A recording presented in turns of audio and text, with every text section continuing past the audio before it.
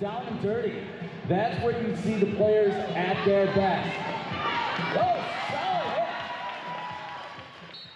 Hi, I'm Jackie Daniels, and I played with Grand Raggidy roller derby from just about the beginning through the end of the 2009 season, and I played for the Blue Collar Broads. The people that were part of the league at the time were so much fun. We were doing so much hard work. We worked hard and we played hard to start the league, to get everything developed, to learn how to skate, to participate in the growth and the birth of roller derby was a lot of work, but we made it worth it by having tons of fun, whether it was just a post-practice Bud and Stanley stinking drink, or whether it was an epic road trip, being part of the first RollerCon in 2005. Everything we did was new and full of excitement and something to be remembered at the time. It was historical what we were doing. Being part of Grand Raggidy brought me friendships, it brought me knowledge, problem-solving skills, learning how to build and grow a small business through kind of some trial and error, and a lot of things learned over the years. But it brought me a lot of good challenges in my personal and professional life, as well as some of the best times I've ever had.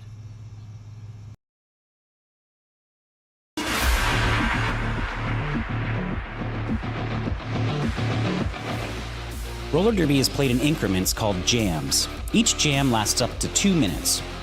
Both teams field up to 5 skaters at the start of the jam. 4 of these skaters are called blockers, and 1 is called the jammer. The jammer wears a helmet cover with a star on it and scores points for the team. The blockers are playing both offense and defense at the same time, and together they make up what is called the pack. The 2 jammers start each jam behind the pack and must get through all of these skaters for an initial pass before they can begin to score points. When the initial pass is complete, a jammer can score 1 point for every opponent they pass with their hips. The first jammer out of the pack legally is declared lead jammer, which means they can end the jam anytime they want before the 2 minutes are up. Sounds easy, right?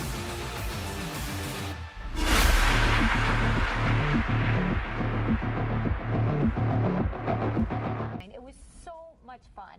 So much fun. And the girls are amazing. They seem wonderful, high energy. Cool. They seem like, it seems like a sorority almost. Yeah,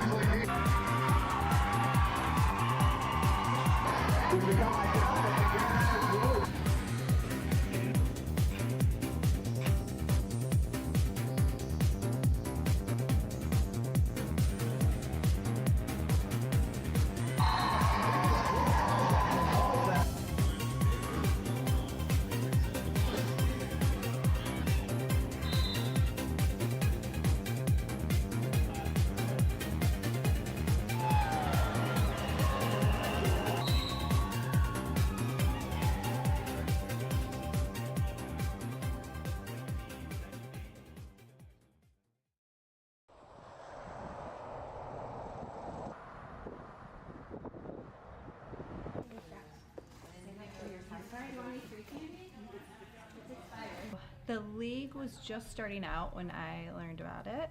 I was actually at a bridal shower and I ran into an old coworker of mine, and her sister had just started with Grand Raggidy, and they were learning how to play the game, learning how to skate, and I was so excited. I still had skates. I was a little rink rat growing up, so that's being at the rink every single weekend. And I was in grad school for college and wanted some other extracurricular activities and some exercise. So the next day I went to a practice, and it's been 20 years and I haven't left.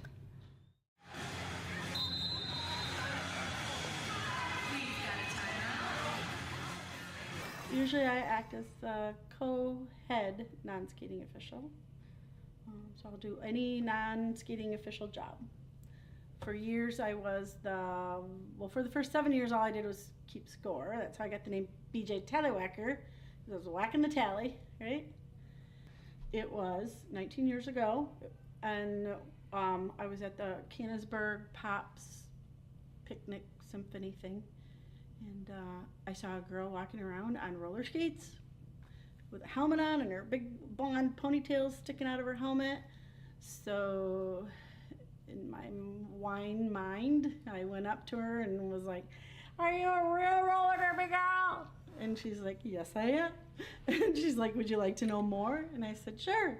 Blue collar broads. Is that what you were, Mother? Were you blue collar broad? You know it. Oh, blue collar broad. What about this, BJ? What's this one? Look at your baby face. Oh, yeah.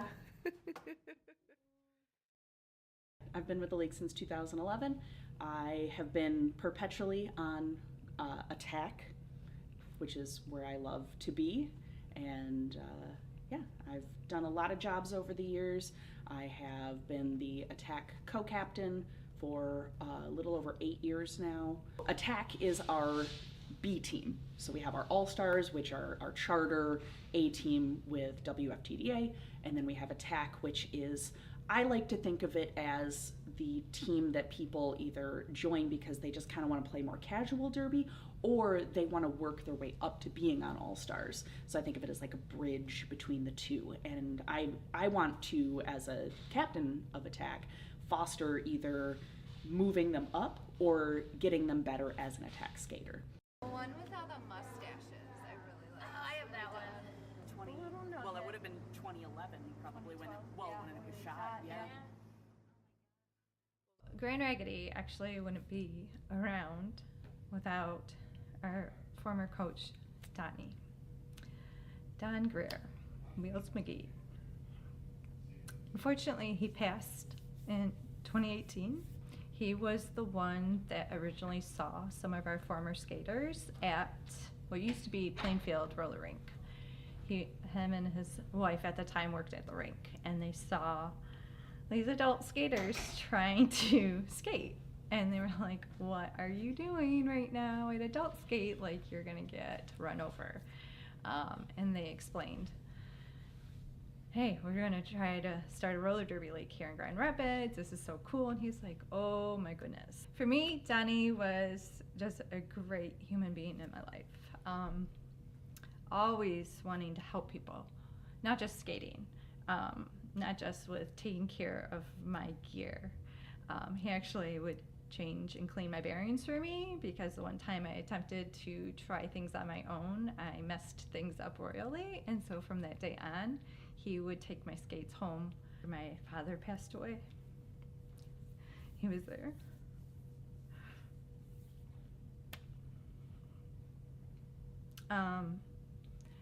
Donnie always was there. He was opening and closing the rink for us. We were at a couple different venues, but he was in the speed skating community for years and years, so the rink owners knew him. Without him, we wouldn't have gotten into the rinks or had our own keys for practices. He was just essential in our traveling, helped us with all our gear and off. So he wasn't a coach on the bench, but he was maintenance on the side. He was essential in every behind the scenes aspect for us. If I could sum up Grand Raggidy in one word, it would be strong. If you could describe Grand Raggidy, the league itself, in one word, what would that word be? Describe Grand Raggidy in one word. I'm going to say resilient. Resilient.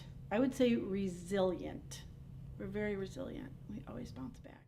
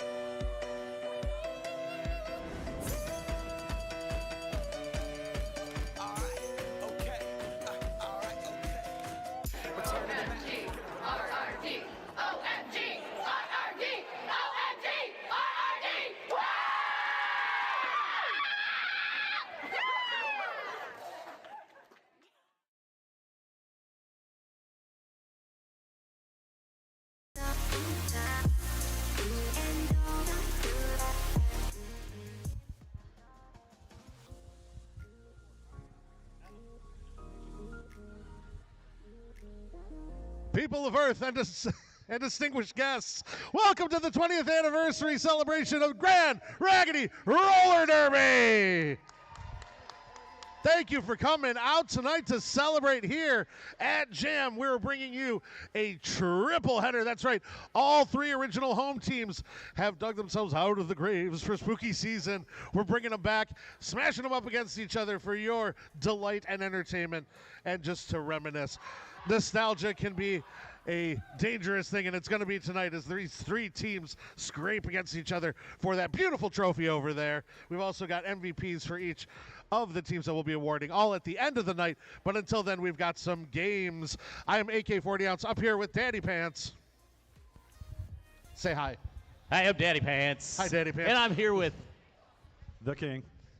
And we are happy to bring you this action. First off, we're going to start out with the newest of the three teams, debuting October 31st, 2006, the youngest daughter of Grand Raggidy Roller Derby. They are the Everyday Rebels. Disgruntled office workers, sick of the mundane and insignificant tolls of everyday life, meeting in dark basement day after day after work. Sterile office jobs with little reward. These women find the active rebellion in what gives life its spark. Just a little every day. Every hit is a breath of fresh air. Every point scored, ignored. Besides, who wants to crunch numbers for another hour of their lives? It's the fight that counts. Ladies and gentlemen, and everybody in between, give it up for the Everyday Rebels.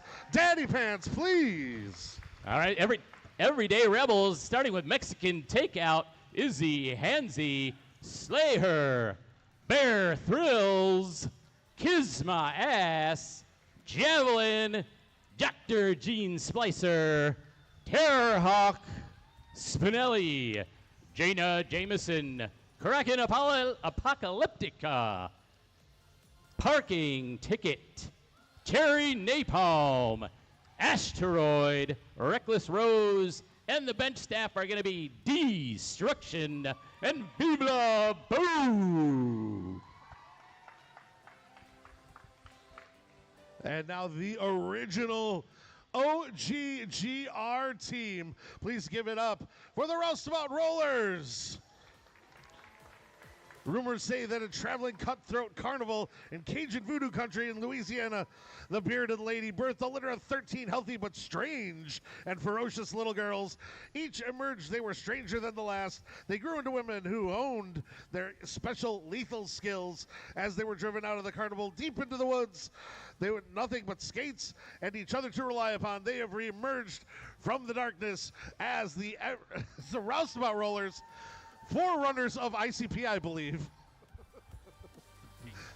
King, if you would please introduce our Rousties. All right, the Roustabout Rollers. They are Buffy the Jampire Slayer, Violent Tendencies, Mishka, Edith Puncher, Shoggy, Red 40, Knight of Slevelot, Unbreakable Lamine, Psycho Vision, Lucy Morals, El Toro, and O Steel, Darth Skater, Freddy Cruiser, and Astro Meow. All right, they're being coached by Chunk Knuckler and Trashy Tulips. Give it up for the Roustabouts!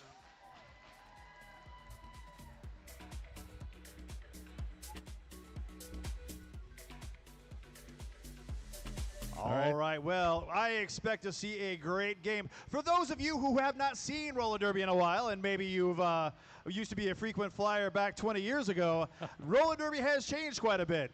We no longer have minors, we don't start at the pivot line, and it's much slower. A little bit slower. It's not that slow. It's a little slower. Well, let's say the speed is relative, first of all. Yes. A lot of action happens in the pack, which may move a little bit slower at times, but there's more kinetic action within that pack there. Yes. Still lots of hard-hitting action. Absolutely.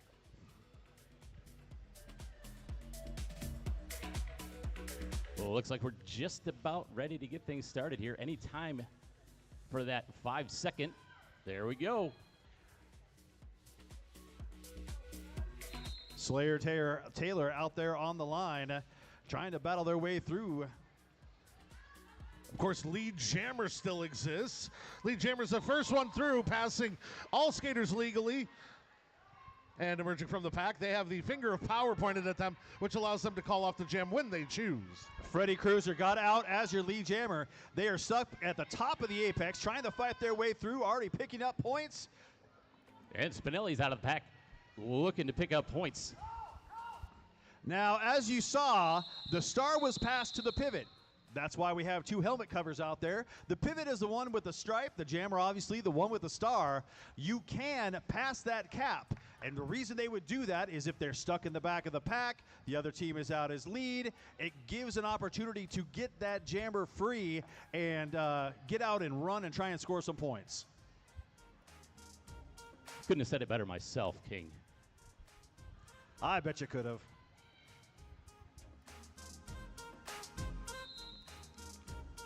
That looks like Mexican takeout. Yeah, I do believe you are correct. Mexican takeout, a guest skater this evening, coming from Kalamazoo. Although originally you could say an Everyday Rebel family member. Yes. Buffy the Jampire Slayer is finally out of the pack on their initial pass, not your lead jammer. El Toro pushing Mexican takeout on the outside. Had to recycle back. And a steal picking up a cut. No. It's a track cut. Track cut on the outside, absolutely. Yes, it was.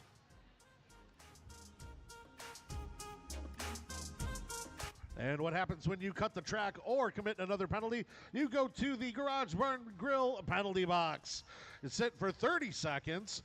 Again, that has changed through the years.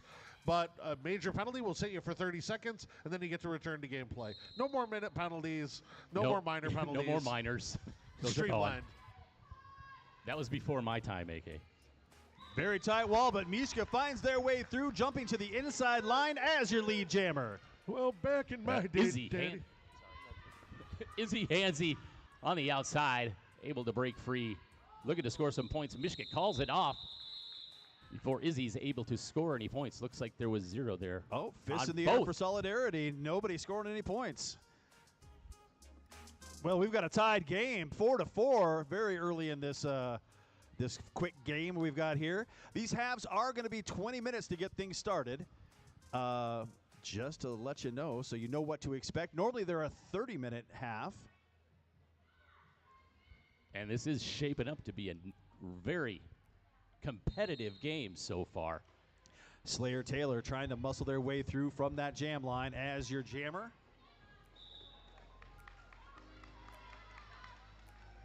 Looks like Psycho Vision, though, is out first as your lead.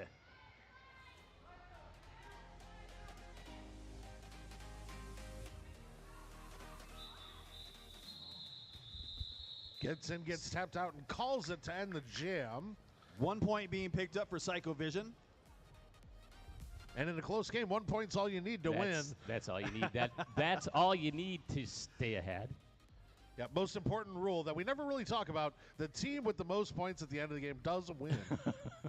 Yes, that's still one of the rules that counts in roller derby. And with tonight's competition, since it is a round robin, should each team end up with a win and a loss, we would then go to point differentials. Okay. To determine the winner. That just sounds confusing to me. Looks like Mexican takeout. Out is going to be your lead jammer. There was some nice offense on that inside line. It opened everything up, and Mexican takeout took advantage of that hole. I'm not sure how they stayed inbounds on that outside line, but Mexican takeout gets through, picking up 4 points. Not calling the jam off, allowing the other team to score some points. Oh, that is Cherry picking up a direction of play call. Cherry Napalm heading to the garage bar penalty box. That's Freddie Cruiser jamming for the other team, able to pick up points on that first pass. Second pass, no points. Yeah, 4-2 pack advantage right there for the Rousties. About the Rebels, all they had to do was open just a little bit of room on that inside line, and takeout can slip through there. as I mentioned, take out a longtime family member of the Everyday Rebels, daughter and now teammate of original Rebel, Javelin, who also skates with Kalamazoo. Both of them There's now some history. Playing on Team Michigan together as well. Yeah. Izzy Hansey going up against Jampire, Buffy the Jampire Slayer.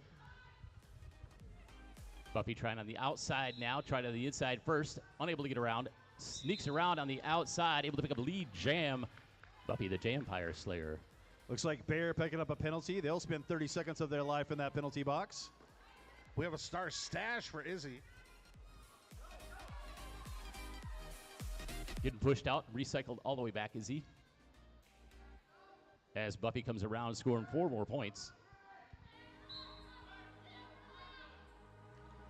Shoggy picking up a track cut. We'll spend some time in the garage bar penalty box.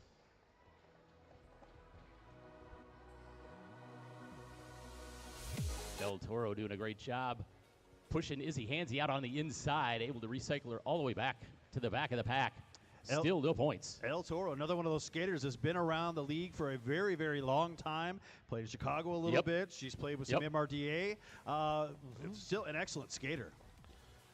Yeah, and is also on the in the Team Michigan program. Yes. Was captain of Team Mich again at Skate Wars this year. Nice. Looks like Gene Splicer took the star from Izzy. Yep, forced that call off. They want to hold them scoreless. Yep. But we've got a score right now of 21-16. That was a 12-point jam for the Roustabouts. Biggest one of the night so far, and broke the tie. Most importantly, put them out in front significantly. Now, I dare say all these games are a bit of a grudge match. Grudge is going way, way back, of course, because these teams haven't played each other for nigh on 16 years at this point. As lead jammer goes to the Rousties. Psycho Vision out in front. But the Rebels, as we mentioned, were the expansion team. They came up and then started beating the Rousties, who were the forever underdogs, always losing to the blue-collar broads. Psychovision, a blocker for the all-star team of the Grand Raggidy Roller Derby. Not normally a jammer, typically is a blocker, but out there killing it right now. Spinelli taking the star.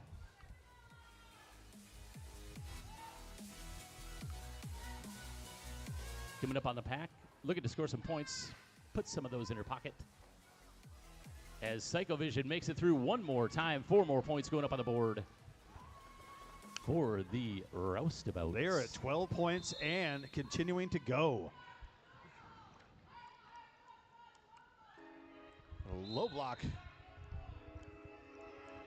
being assessed right now. Low block call, and that is going to send a blocker to the penalty box.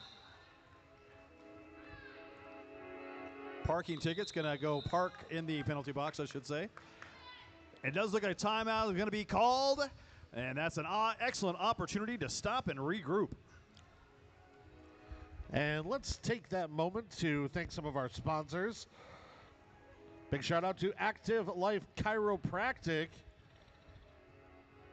and Kyrgyz Insurance for supporting Grand Raggidy Roller Derby.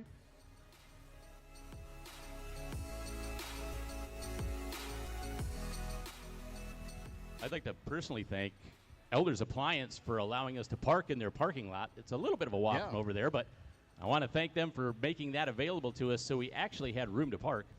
So shout out to Elders Appliance.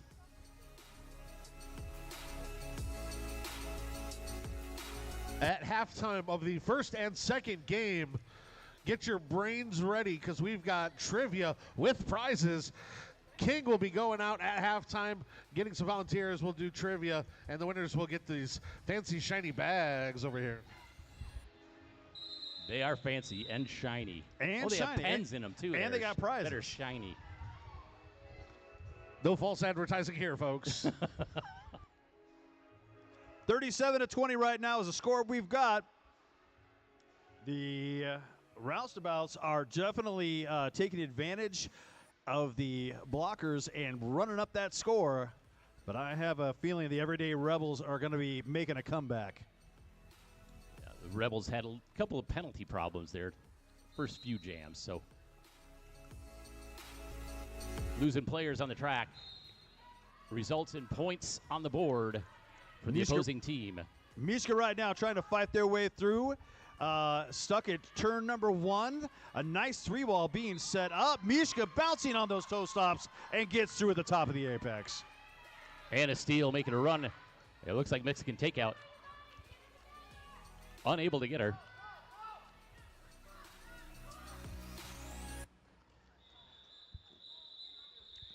Mishka calling it off. They're talking about how many points they think got scored. And 3. They put 3 in the air.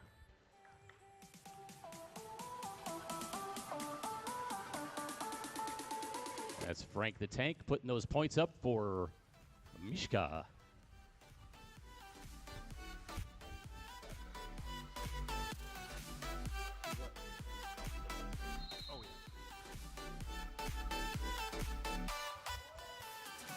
Slayer back out there again for the Everyday Rebels.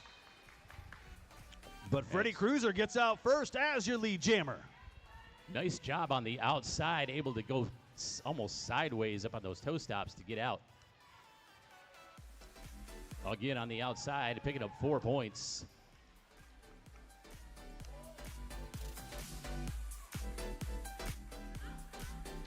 Slayer Taylor really stuck behind that wall. They're doing a great job recycling and staying in front. Yeah, absolutely. What a great job by that defense. Amazing.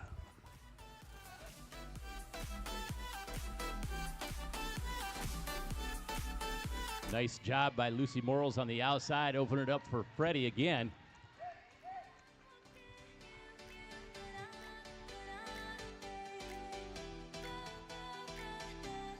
Wow.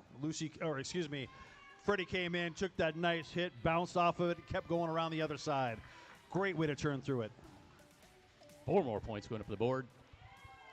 Coach Chunk is just saying, go, go, go.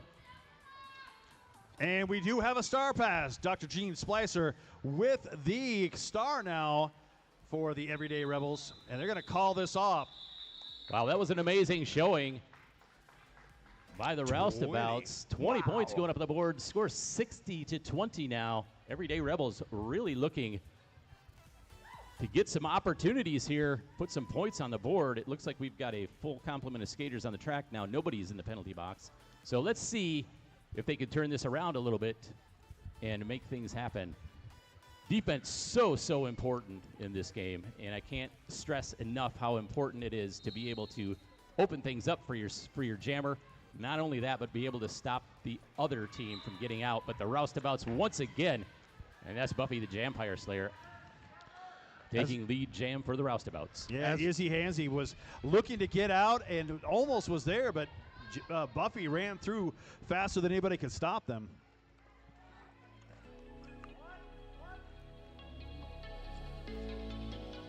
Izzy Hansey, cap in hand, finally does get out. Almost gets knocked out of bounds, but makes it through.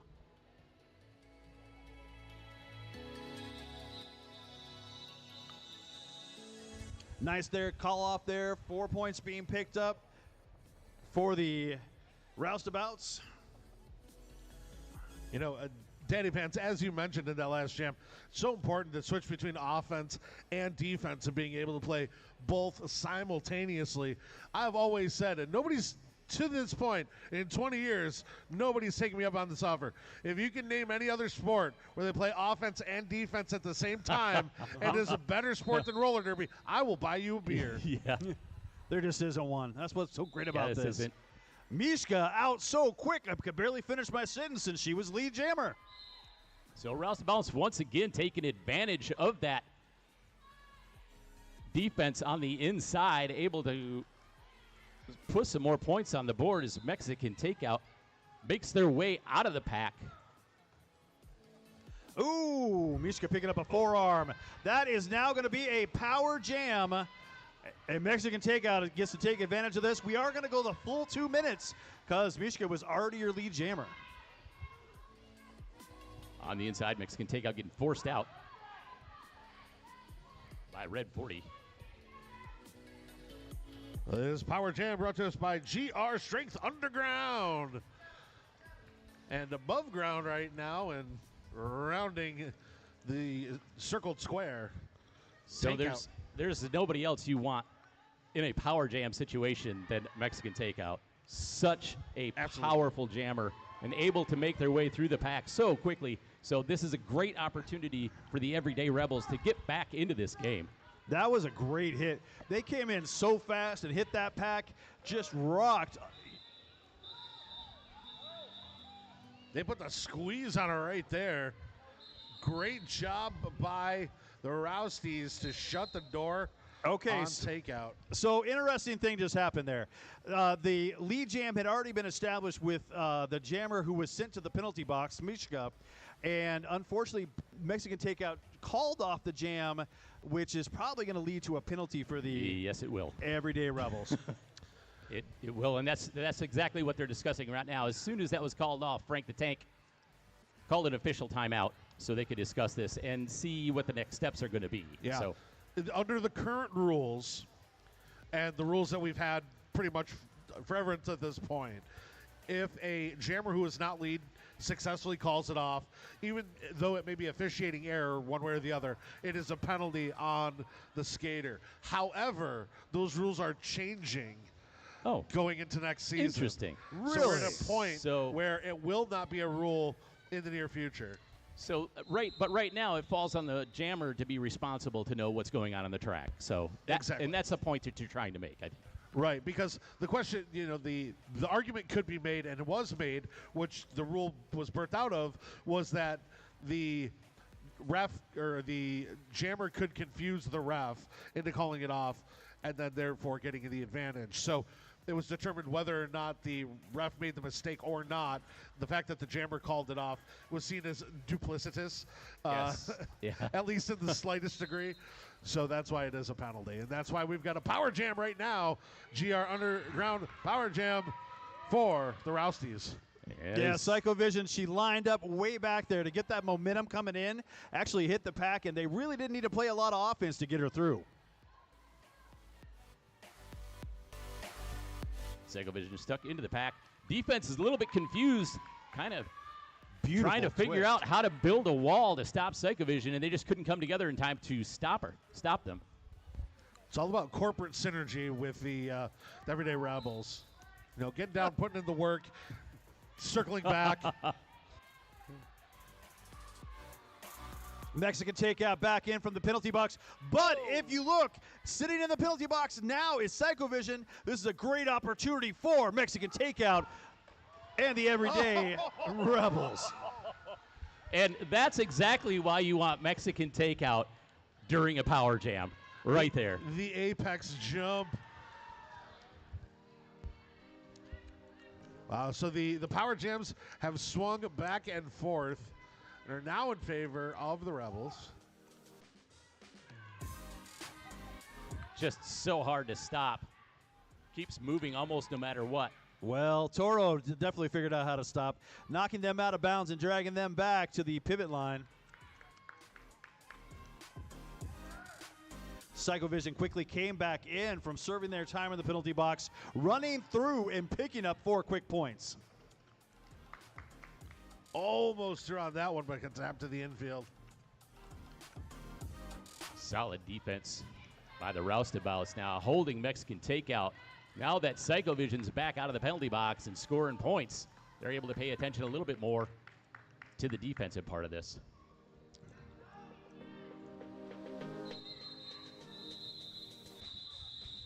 Wow, that was a heck of a jam there. Yeah, well, I'd agree. At the end of it, 12-12 was scored, but both teams picking up 12 points. We right now got a score to 80-40. Closing the gap. Point by point. Closing the gap. The Everyday Rebels are. Yeah, Roustabouts just had some really big jams, and I know everybody out there is either just a dyed-in-the-wool hardcore Derby fan or is here for somebody, right? So you got to have a favorite team. Who here's cheering for the Roustabout Rollers right now? Everyday Rebel fans, where you at? All right, over there, we got 2 fans for the Rebels. Get psyched because your lead jammer.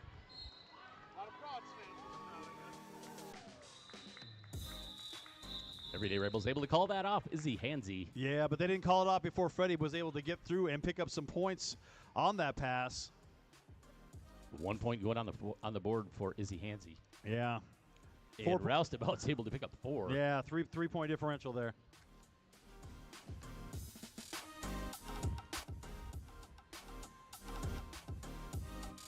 2 minutes and 50 seconds left in the first half. 84-41. Roustabout Rollers.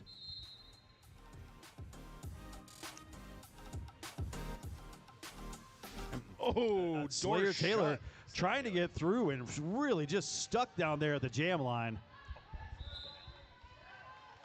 They're on opposite teams. Buffy the Jampire Slayer out for the Roustabouts, able to pick up lead jam. There's some great offensive blocking in the pack there, but Rousey's just swarming as soon as they're free and able to do so. Dr. Gene Splicer taking the star from Slayer Taylor for the Everyday Rebels. Oh, that's going to be a low block on Slayer, and she's going to spend some time in the penalty box.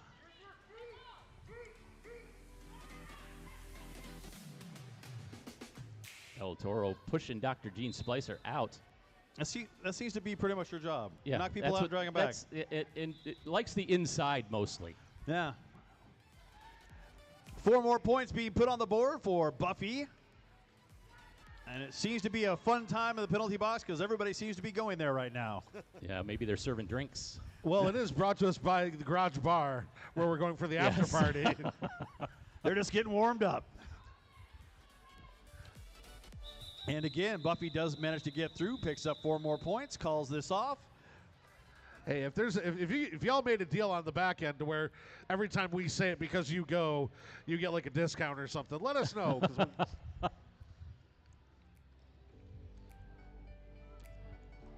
Did want to mention too that we got the food truck out there.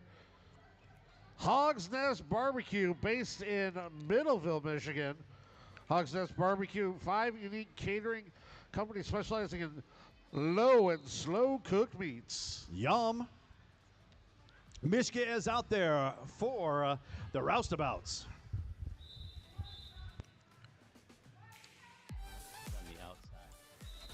And Smelly picking up a direction of play penalty, and they will go spend some time in that Garage Bar penalty box. As Bear Thrills able to get out front and get the jam for the Everyday Rebels. Great opportunity trying to get pushed out on the outside by Lucy Morals. Bear Thrills through for 4 more points.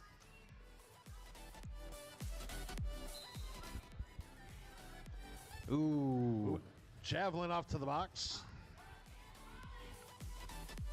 Going the wrong way.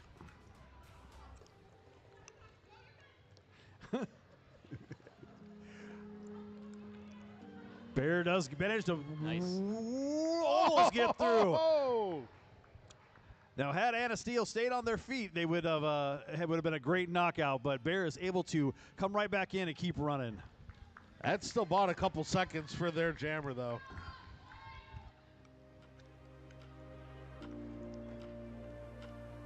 Bear comes in very hard, knocking all those blockers around. Oh, Lucy Morals picking up a direction of play penalty, and they will be heading to the Garage Bar early. Oh, excuse me, to the Garage Bar penalty box. Penalty box, yes. Where they are not serving drinks. Well, if they were, I would definitely need to get a penalty. I believe they are going to go the full distance of the 2 minutes. Both these jammers right now just fighting to get all of those points, and this jam does come to an end the natural way. And we are at intermission, so we got about 11 minutes and 50 seconds before we come back. All right.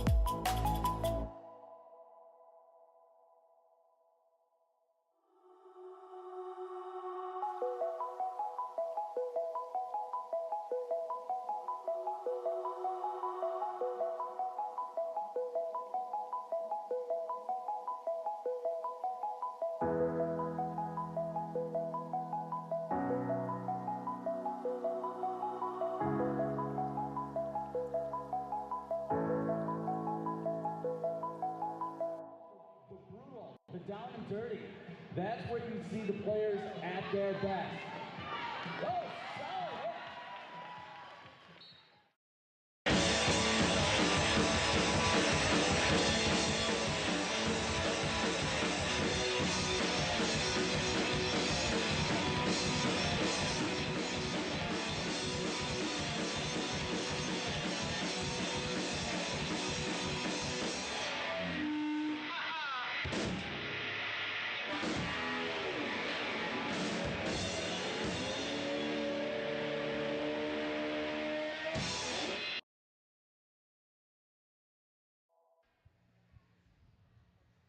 Yeah, the first time I ever reffed a game was at that venue, and I couldn't stop, and I was skating really fast, and I hit the boards so hard, Juicy laughed at me out loud on the mic.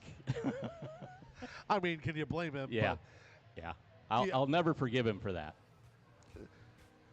And speaking of microphones, a little look back at the history there. The announcer's booth at Riverside, Yes. you would have to climb a ladder, a very rickety ladder. It was. To a perch on top of the skate shop, or the ticket booth. Yeah, the ticket booth, and there was no guardrails up there. Nope. It was just a roof. Yeah, so we had a table and some boxed wine. Yeah, yeah. And somehow Ashhole, the former announcer. Yes. He did a good job every time he was fantastic. up there. Yeah, we had a rotating group of announcers. The original announcers for Grand Raggidy, shout out to the Balls brothers. Yes. First couple seasons, and then it was a rotating assortment of ne'er-do-wells, including myself. And Ash. wasn't Jackie Daniels there, an announcer, or at least a guest announcer Jackie occasionally? Daniels announced once or twice. Val Capone. Yeah, Val. Oh, yeah. Famous Derby legend in the Midwest. Yeah, so all kinds of folks from across the state would hop in to help out. But Ashhole definitely became a staple with Kalamazoo and Grand Raggidy. Believe he's now selling cars and preaching the good word. Yeah, I think he's I think he's working at a bank right now. Oh. He's so he working sold at all a the bank. cars. Yes, Okay. he sold all the cars. So now he's working at a bank because he took all the money from selling the cars and opened a bank. Makes sense.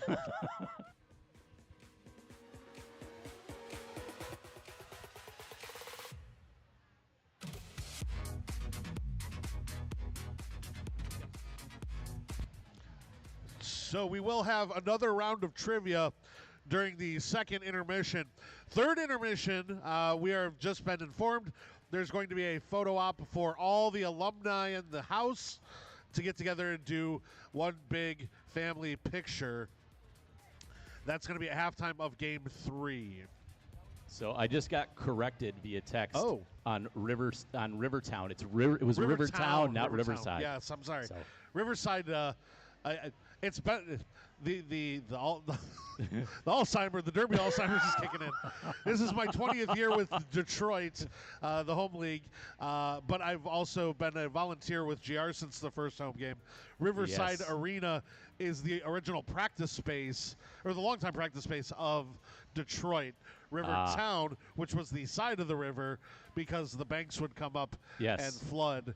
Yes, Rivertown, thank you. So that's, and it still fits, though. It still fits. Yeah, it's Rivertown, River City. No, River City is another Derby league entirely. That was actually, oh, come on. Mackinac. Well, I hope everybody enjoyed their break, got something to eat, and used the restroom because we are about to get back underway. I see Psychovision and Slayer both out there as your jammers. Right now, the Roustabouts readily have this lead in hand, but the Everyday Rebels are looking to climb their way back into this game.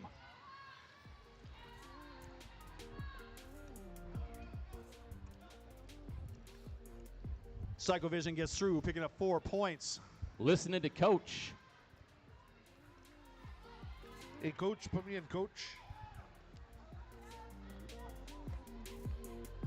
Psycho Vision just unable to be stopped. That defense a little unorganized. Right. Slayer Taylor does manage to muscle their way through, and I do mean muscle because they took Shoggy all the way down there, almost to corner number 3.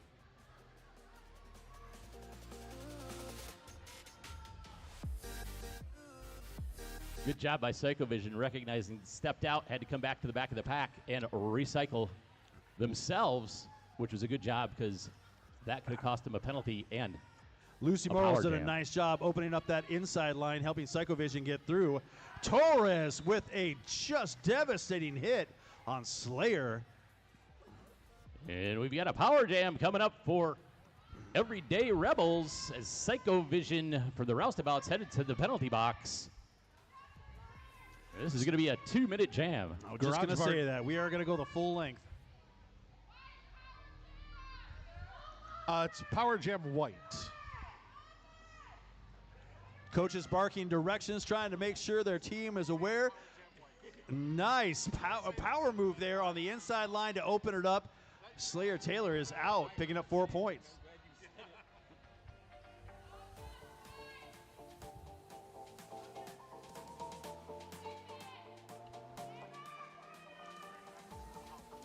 Psycho Vision has spent their time in the penalty box and is back out on the track. This jam comes to an end. 4 more points being picked up for the Roustabouts, and Everyday Rebels picking up another 2. As soon as she said it, I'm like, what the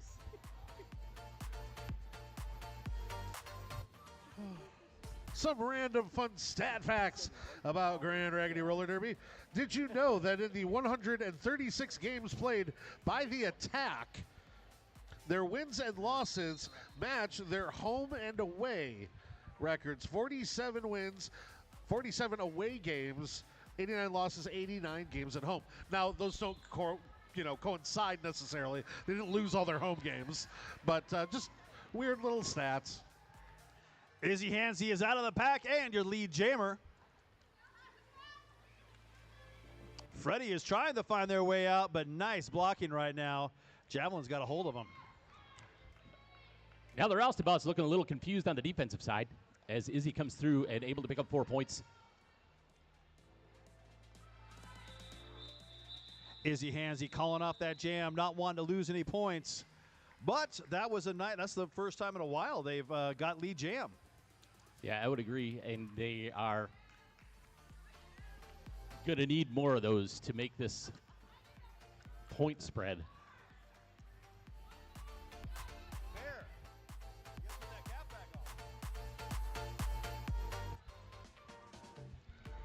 Some more fun Attack facts. Closest game in the history of Attack. 6-point game over the Shade Brigade. Biggest victory. 297 points over the Barbed Wire Betties. Both those games so embarrassing the other teams don't exist anymore.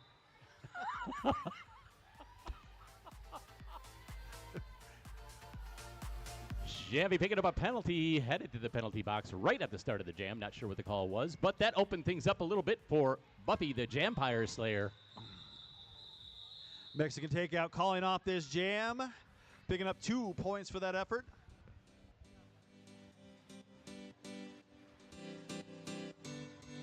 So we've got some previous sponsors that are here in attendance tonight. Studio Inc., New Craft Furniture, Square One Design, Green Frog Photo, The Meanwhile, and Bob Bachheim. All those were fantastic previous sponsors of ours, and we still really appreciate them.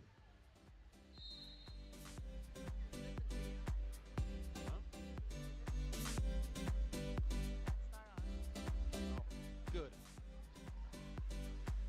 Miska right up the middle, able to bust through that pack, picking up lead jam for the Roustabouts. Wow, Cherry Napalm taking that star, has the pivot on their helmet. And so they are going to be jammer. Javelin back out of the penalty box to join their pack. Trying to stop Miska. But Cherry Napalm almost made it all the way out. Got rid to the outside right there.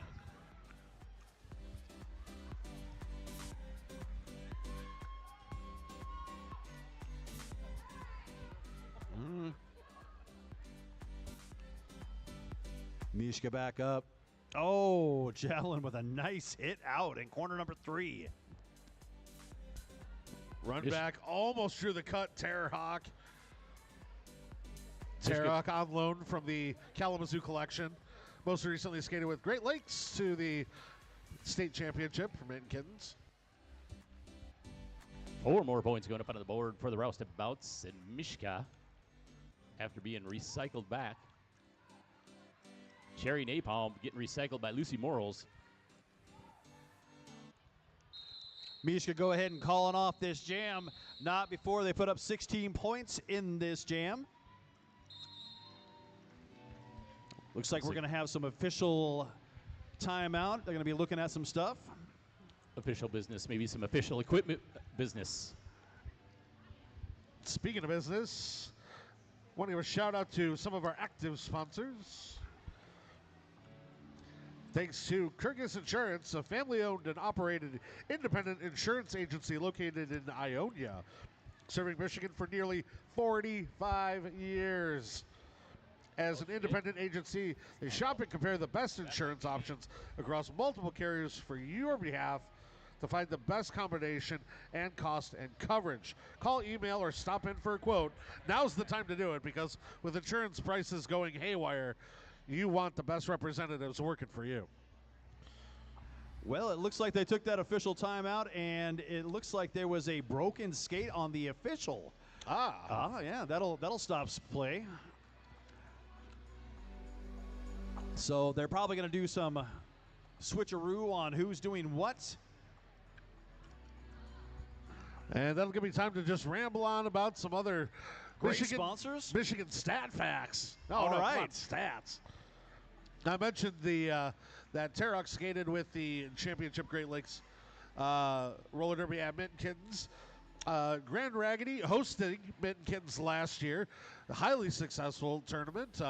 Great time. The first tournament ever hosted by Grand Rapids in 20 years, and did a phenomenal job at the Voss Center. Had 2 tracks running all weekend. Great event. Looking back, let's see. Attack has been at Kittens 2012, 14, 15, 17, 18, 23, and 24. Had quite a bit of representation. Even though the team didn't play this year, we did have a team made of skaters from teams who couldn't bring a full roster, and the Stray Cats were represented heavily by Attack, represented heavily the Stray Cats, and did a great job. They won all 3 of their games. They would have won the D2 championship, but they were not eligible because they're a made-up team. Made up. Yeah, they were a made-up team. That whistle does not start the play. But I do want to point out that neither team has won a Kittens tournament championship, except our first tournament of champions at Minton Kittens, featuring teams who had won other tournaments like WFTDA tournaments and such. Grand Rapids All-Stars won that. Psychovision out, lead jam for the Roustabouts once again. Yeah, but Slayer's also out of the pack on their initial pass. Toro doing just what Toro does, kind of like bully their way right through the middle of that pack, knocking everybody down. Slayer giving it the extra effort, unable to come up with any points on that, though. Good try, though.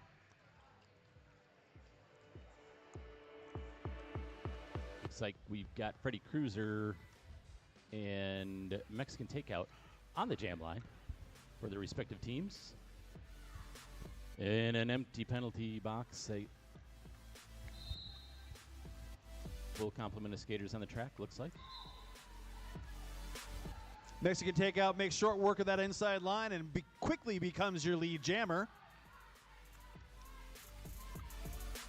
Slowing up just a little bit on the outside, able to sneak around on the outside, able to keep their feet in. That was amazing. The skates stayed in bounds. What was even more amazing was the fact that she was continuing to spin and roll off of the opposing jammer while she was keeping her feet in bounds.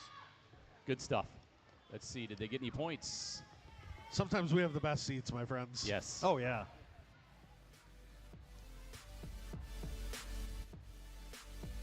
Since I'm sharing attack facts, I'm going to keep going on that. Attack have skated at a handful of different events down through the years.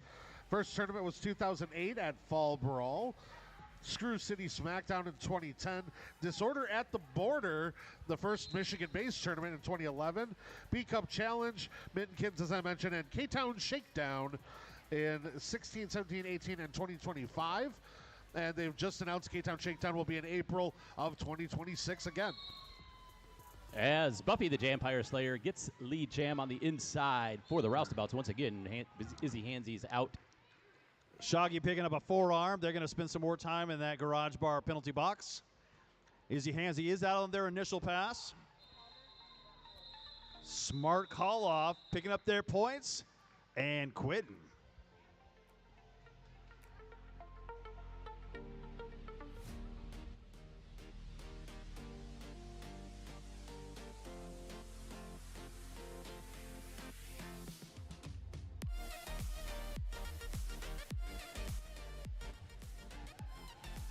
And we are going to see Bear once again out there going up against Mishka. Well, the first half, Bear had a very successful jam, able to pick up lots of points. I think that was the first time they were out as the lead jam. Lamine right now on Bear, giving them a really hard time, not allowing them to get through. Lucy knocking Bear out and dragging them back.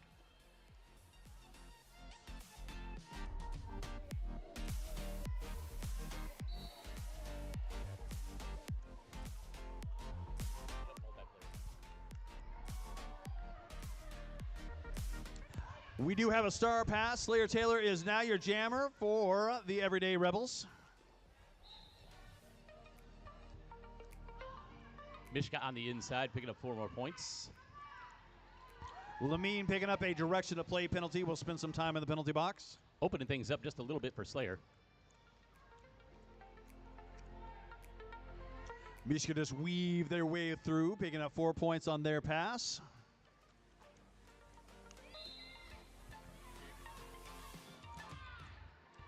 When a forearm penalty means it's a power jam.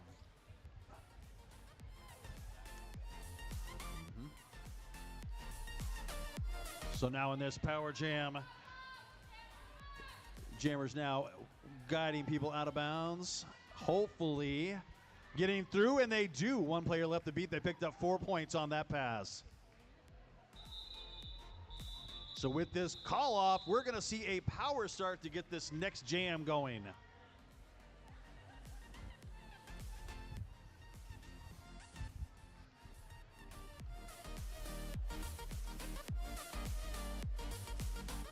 (171-82). That's our score right now. The Roustabouts have really just pushed the envelope on this score and opened things wide open. I wonder how Grand Raggidy roller derby skaters stay fit off the track. They have GR Strength Underground to thank for that, offering personal training to all skaters to keep them hitting hard on the track. Look up Stu at GR Strength Underground on Facebook. They're the sponsor of our Power Jams tonight, and we're in one right now. Psycho Vision.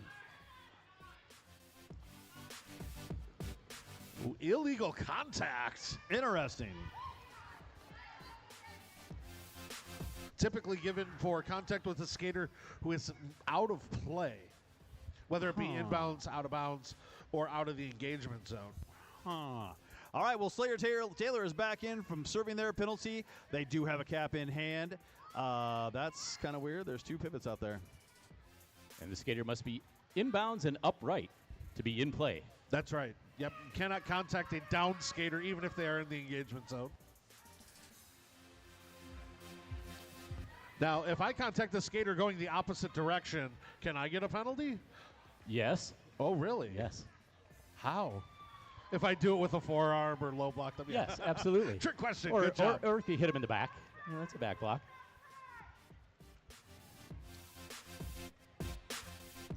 Well, Slayer's still trying to get through corner number 3. They're looking to do a handoff. The handoff has been achieved. Spinelli is now your jammer down there for the Everyday Rebels. Yeah, Psycho had to do a lot of work to get through that pack, but did it and is successful with 4 more points going up on the board as Spinelli is out of the pack now. Look at Spinelli jamming. Psycho breaking through, picking up another 4 points on that pass.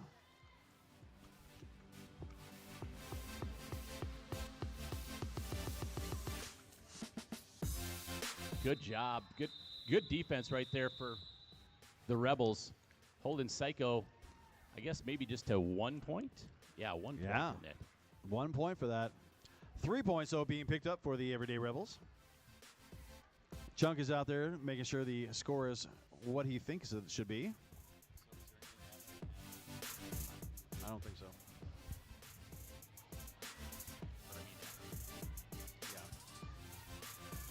Huge thanks to our featured nonprofit, the Grand Rapids Trans Foundation. More about them after this jam. Freddie Cruiser, nice job on the outside, able to stay in bounds and upright. Oh! Beating Mexican takeout on the inside.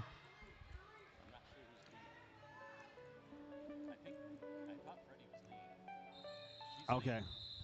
Freddie does call off that jam. That was a very hot and contested exit from the pack, and they were battling all the way down into corner 3. It's going to be a timeout going to the Everyday Rebels. And the perfect time for me to talk about our featured nonprofit, Grand Rapids Trans Foundation, founded in December 2015 as a Grand Rapids, Michigan-based 501c3. We're here to remove barriers and build equity for our local trans community through substantial academic scholarships, assisting with legal document updates, providing gender-affirming items and referrals, and focusing on individuals who are experiencing financial barriers to resources. We are dedicated to removing obstacles that hold our trans community back and to affirming the enormous potential of our community. We stand in solidarity with this trans community. Trans folks shouldn't have to fight to survive. Help us level the playing field.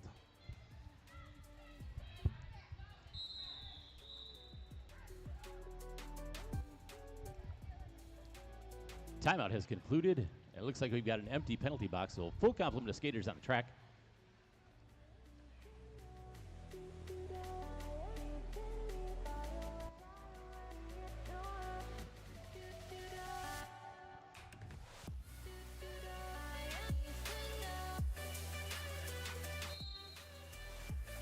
Nice slow pack. Izzy Hansen trying to take the inside, but Buffy gets out on the outside as your lead jammer. Silo all over that one. Making sure you got lead on that one. Wow. Nice job. Yeah, Buffy doing a great job tiptoeing around after taking a big hit and does get out and free. Shuggy has to let Izzy go. Risk that out-of-play penalty. Coming on the inside. Buffy's able to go on the outside now, getting around Spinelli. 1 to beat. On the inside, is able to do it, picks up 4, although all 4 of those points, just as Izzy makes their way through for another 4 points going up for the Rebels. About 4 minutes, 30 seconds left in this game. Coming up next, you're going to see the Rebels once again taking on the Broads. Yeah, that's the blue-collar Broads. Oh, yeah. I'm excited to see that game. There are going to be some interesting things happening there. The who-collar Broads? The blue-collar Broads. Mexican takeout. Out in front. Mishka hot on their tail. A lot of confusion happening inside the pack. Well, it was just they were playing offense and the pack was moving fast. That was a really good job to sweep in there, and Mexican takeout, I think, is looking for a full 4 points, but I don't think they're going to get it. Yeah, they were nearly through the pack, but got stopped right up front. There was 1. Frank says 1. Ooh.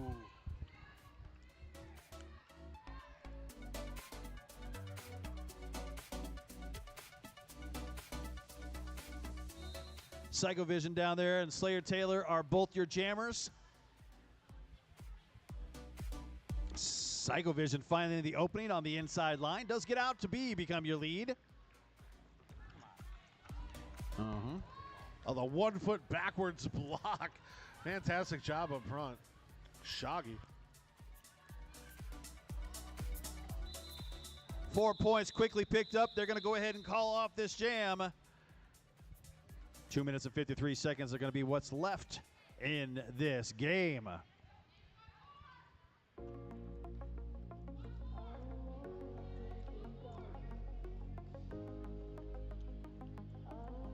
In the beginning and still with us, Metro Health, University of Michigan Health West, and O'Brien and Ellis.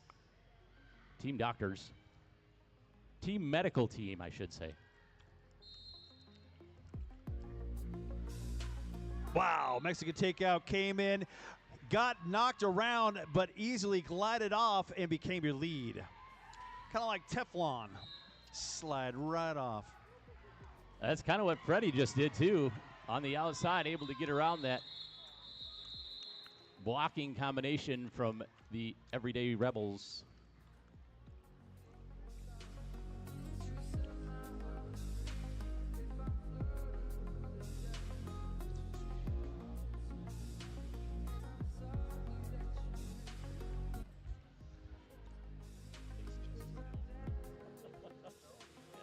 So Izzy, Hansy, and Buffy are going to be your jammers down there for this next jam.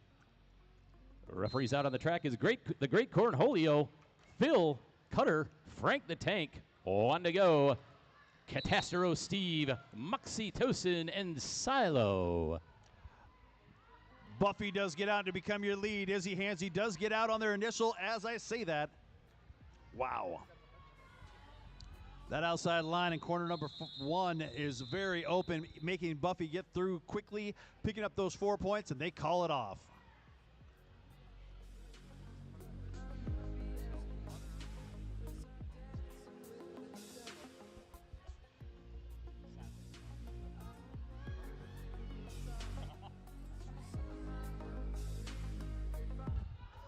Shout out to our NSOs working this match as well.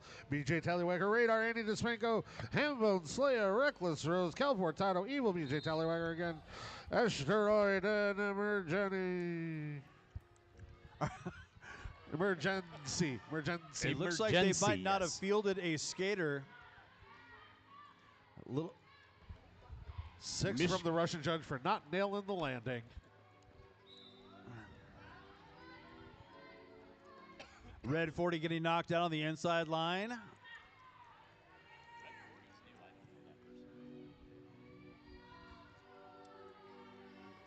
Red 40 choosing to hold on to that star. Making their way around the outside. Jaina unable to stop him. Bear coming in very, very strong. Hard knock there.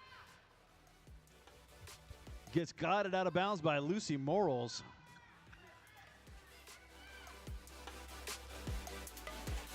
Lucy taking out the recycling. It's good to recycle.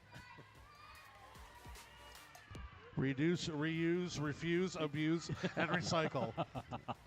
It's my motto when it comes to roller derby. Yes.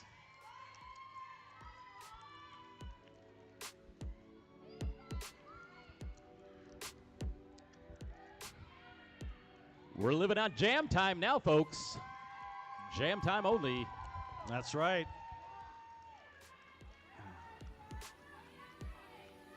But with no lead jammer, it's all jam time. Red 40 getting through, does pick up 4 points.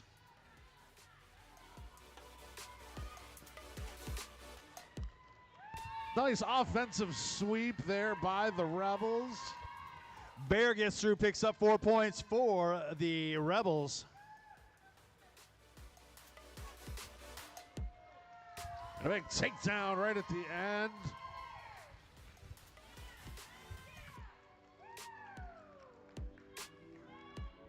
Bear looks a little tired as this jam clock comes to an end.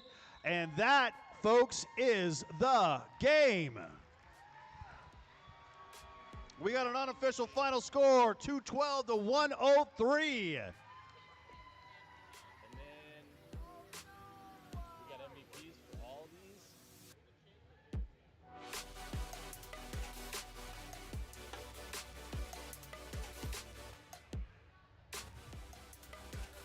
And don't forget, folks, we're gonna be announcing MVPs for this game. We got MVP. Well, we'll be doing Jammer and MVP MVPs blocker. for each team at the end of the night.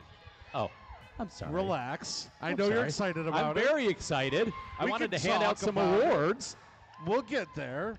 Right now, we can just chat about it, though. 12 minutes.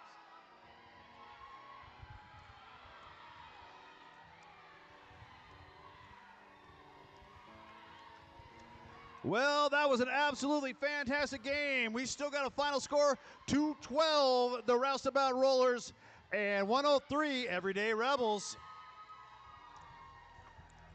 But don't go anywhere. In 12 short minutes, you are going to see the Rebels once again taking on the Blue Collar Broads. A new challenger emerges.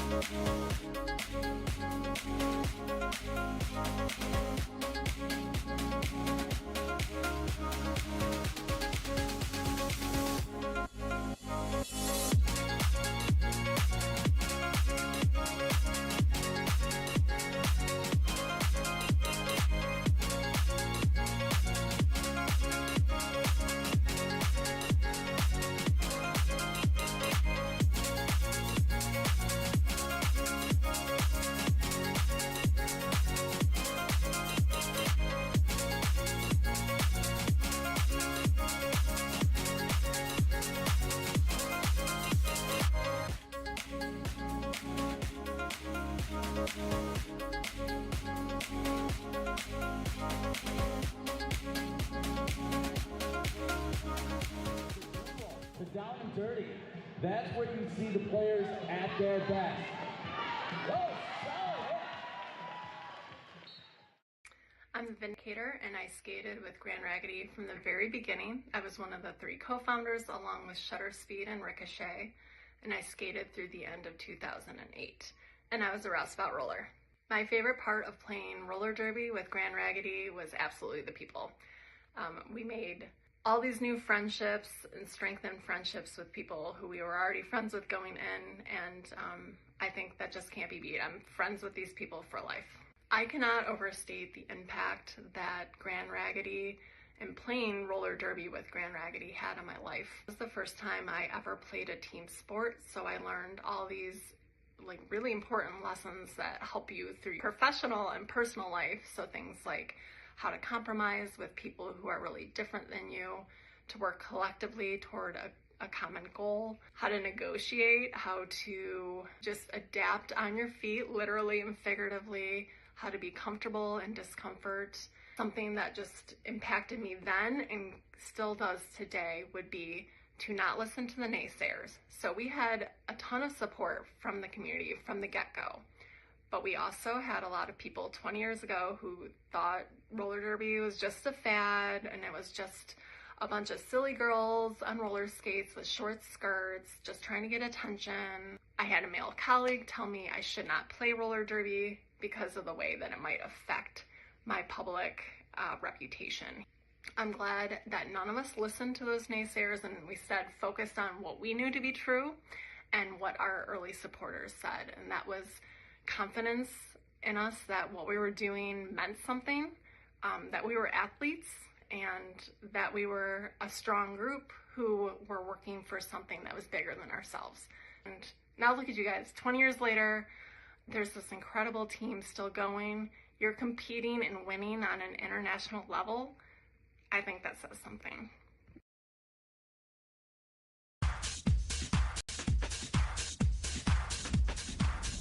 I've tried all sorts of sports, but there's always one that I wanted to try. Okay, is it skydiving, bungee jumping? No, one actually that keeps my feet a little closer to the ground, but with wheels attached. There you go. You must be referring to roller derby, right? Right on, Terry. And for that, I hit the track with some of the coolest girls in town, the Grand Raggidy Roller Girls. We're at the Rivertown Sports Arena in Granville, the home venue of the Grand Raggidy Roller Girls. We are talking roller derby, and we're with Amy Zick of the team. So tell us a little bit about the sport, roller derby. Roller derby is a sport 5-on-5. You have offense and defense playing at the same time. 4 people from each team are in a pack together, and then 1 person from each team are about 20 feet back at first, and they're the ones that score. They want to get through the whole pack and go around on the track to score points, and they score by passing other people on the other team. Sounds really, really cool and difficult. Yes. And so what about your team? This is your home venue. You are the Grand Raggidy Roller Girls. How long have you been around? We started as a league in April of 2005, and so we just celebrated our 5-year anniversary. Who's on your team? We have all sorts. We have, we're 18 and up league, all sorts of backgrounds, accountants, physical therapists, project managers, stay-at-home moms, you name it. We have coaches, refs, skaters. Okay, and why come out? Why roller derby? Because, you know, it's a contact sport. Yep, It's full not contact. for the, how should we say, timid? It is in a way, though. We have girls that break out of their shell. They have some frustrations built up, and they want some stress relief, and next thing you know, they're the ones yelling the plays out there, being aggressive. So you never know. So it's about a team sport. It's about being together and building great camaraderie. exercise, great teamwork, learning a new skill. And a lot of practice, too. Yes. Yep. Well, I know that you said that we can stick around and kind of see what intense kind of pressure and preparation goes into being the great team that you are. Yeah. All right, let's take a look. Here we go.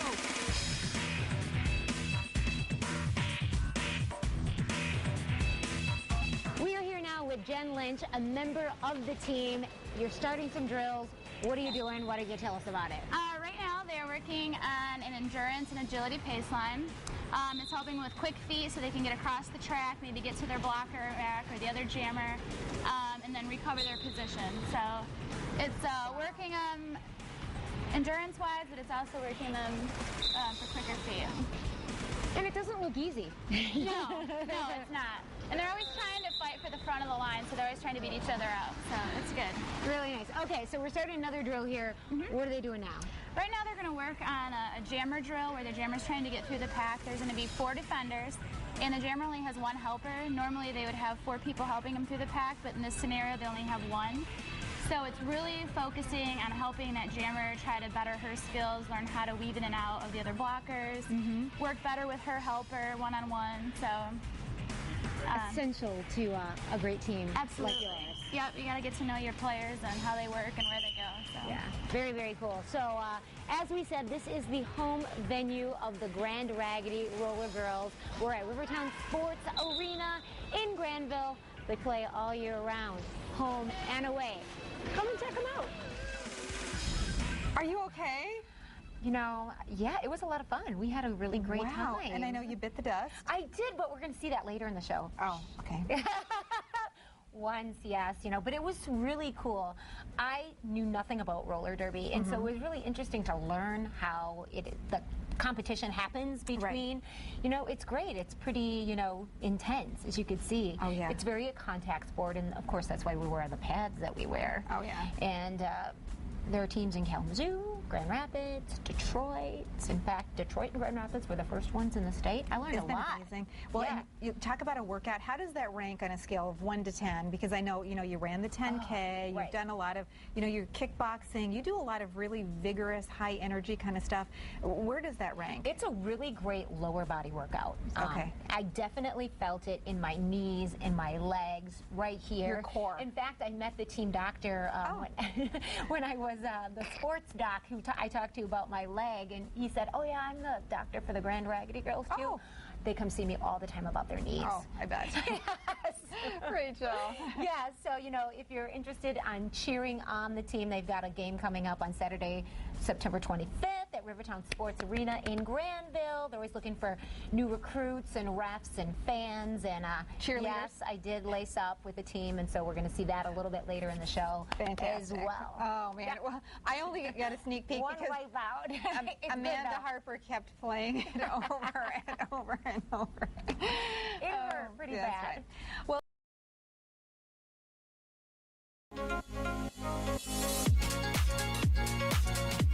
A pair of skates, strapped them on, and skated out of that factory to create their own union. The Blue Collar Broads were born. They are the thing of legend in roller derby. Of course, the second team that sprung out of Grand Rapids of the original 2, undefeated in their original run. The only team ever in roller derby history to exist for more than a single game, like not a pickup team, but a real home team or travel team that won every single game in their run. And that is the Blue Collar Broads. That's the Blue Collar Broads. Nice. They're coming up next. So you're not even going to need your whole seat, just the edge. Just the for the Broads. versus the Everyday Rebels. I know we got some Bronze fans in the crowd. We'll give you a chance to get settled in, but they're going to want to hear your cheers. We got some very special guests coming back to represent the BCBs. I'm excited. I'm over the moon about this. Like I said, we'll be back in just about 2-ish minutes.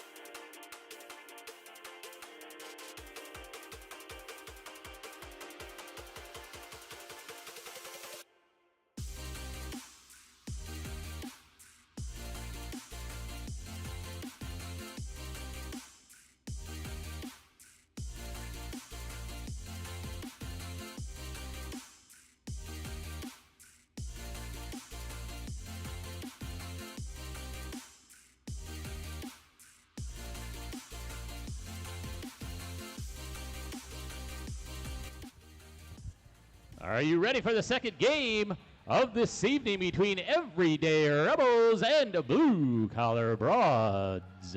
Go ahead, King. All right, skating for the Blue Collar Broads, you got Mangler. You've got Lindsay Blowhand. Booty Vicious. Jackie Daniels. Emergency! Thunderbuns! Hit Squeak! Mira Mahoney! Succubus! Scary Magdalene! Rosie the Ruiner! Booty Fett! Misdemeanor! Scully! And Snickers McNasty. They are being coached by Blondie Blowby and Shirley You Jest. Give it up for the Blue Collar Broads! And now for your Everyday Rebels, reintroducing Mexican Takeout. Izzy Hanzi. Slayer. Bear Thrills. Kiss My Ass. Javelin. Dr. Gene Splicer. Terrorhawk. Spinelli. Jaina Jameson. Kraken Apocalyptica. Parking Ticket. Cherry Napalm. Asteroid. And Reckless Rose. And introducing the bench staff is going to be Destruction and Vibla Boom. Referees for this game: Catastro Steve, the Great Cornholio, Boxy Towson, One to Go, Frank the Tank, Silo, and Cutter with Phil, the alternate. Our NSOs are Radar, BJ Tallywhacker, Andy DeSpanko, Hambone, Slaya, Reckless Rose, Cal Portado, Evil, Radar, Asteroid, and Mishka.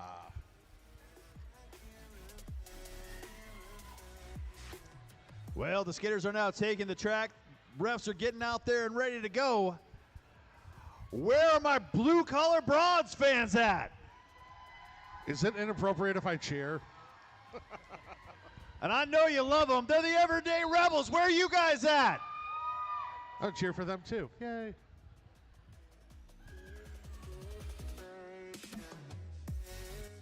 Yeah, looks like we got Slayer Taylor out there going up against Hit Squeak. Yeah, Hit Squeak. Hit Squeak hitting people all the way through. Does get out as your lead jammer. Broads take the first lead to open things up. As I mentioned, Broads have some visiting skaters in. Of course, Jackie Daniels and OG BCB from back in the day.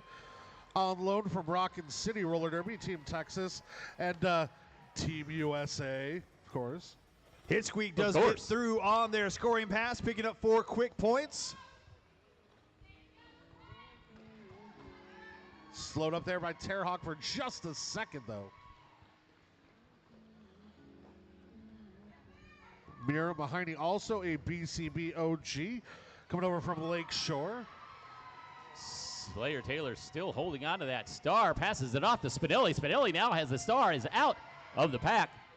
That was a beautiful dip as Hit Squeak came around, dipped down low, nobody could touch them. Ooh, got touched that time, though. Low as she got knocked to the outfield, and that'll force a call off.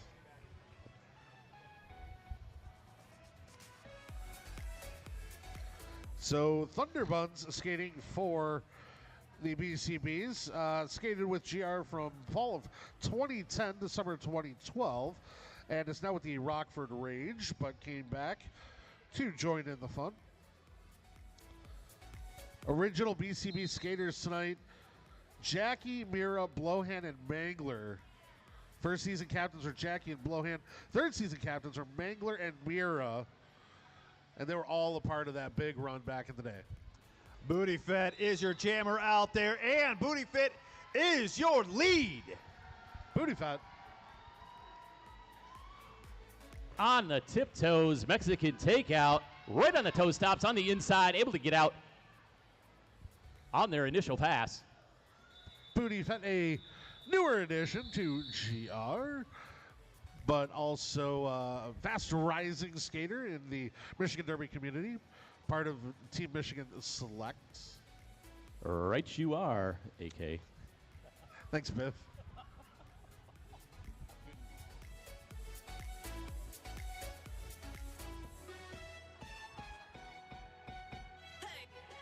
Izzy Hansey out there on the line with a star on their helmet for the Everyday Rebels.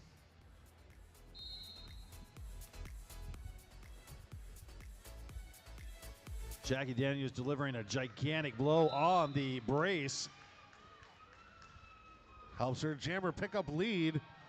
That's Scully, your lead jammer, out there for the Blue Collar Broads. She wants to believe.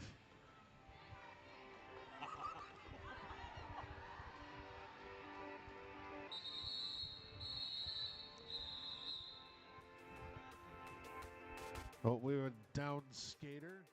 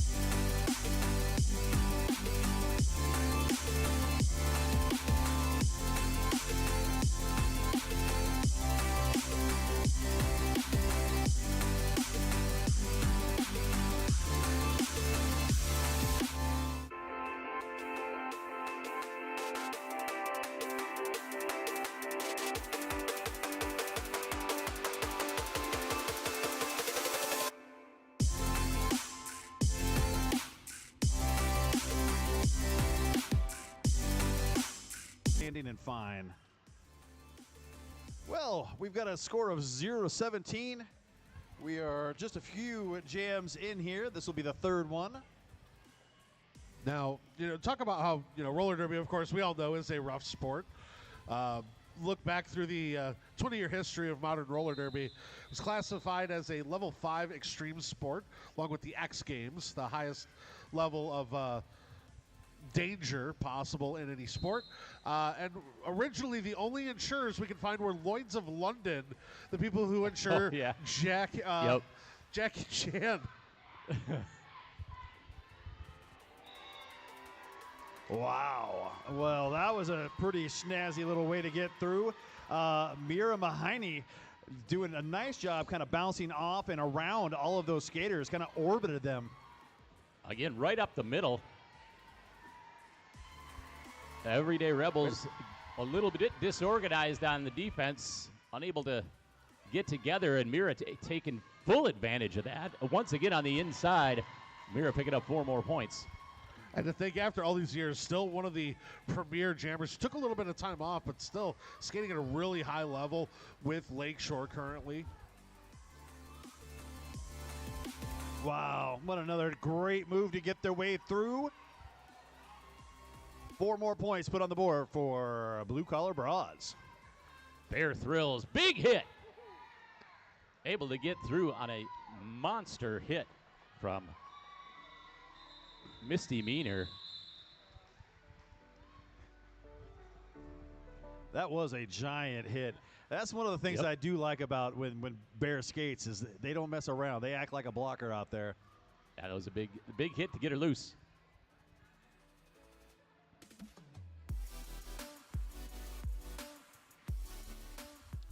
And penalty box is empty to start the second jam. Full complement of skaters on the track. Penalty box still brought to us by Garage Barn Grill, where the after party is going to be.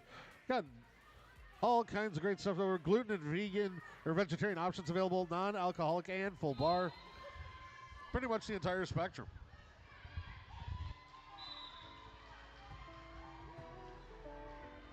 It's number 11 Thunder Buns out there for the Broads. But Mexican Takeout got out pretty much photo finish at the same time.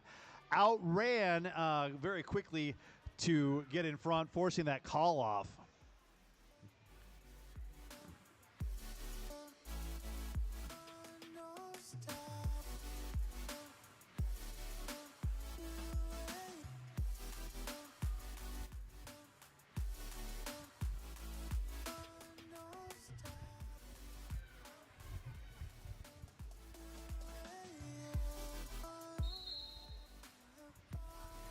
Looks like the Broads are going to lose one to the penalty box in the start of this jam.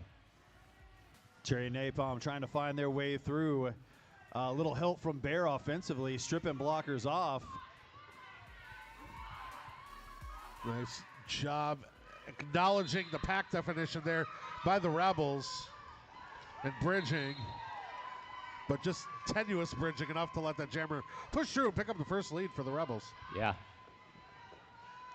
Cherry Napalm out as your lead jammer.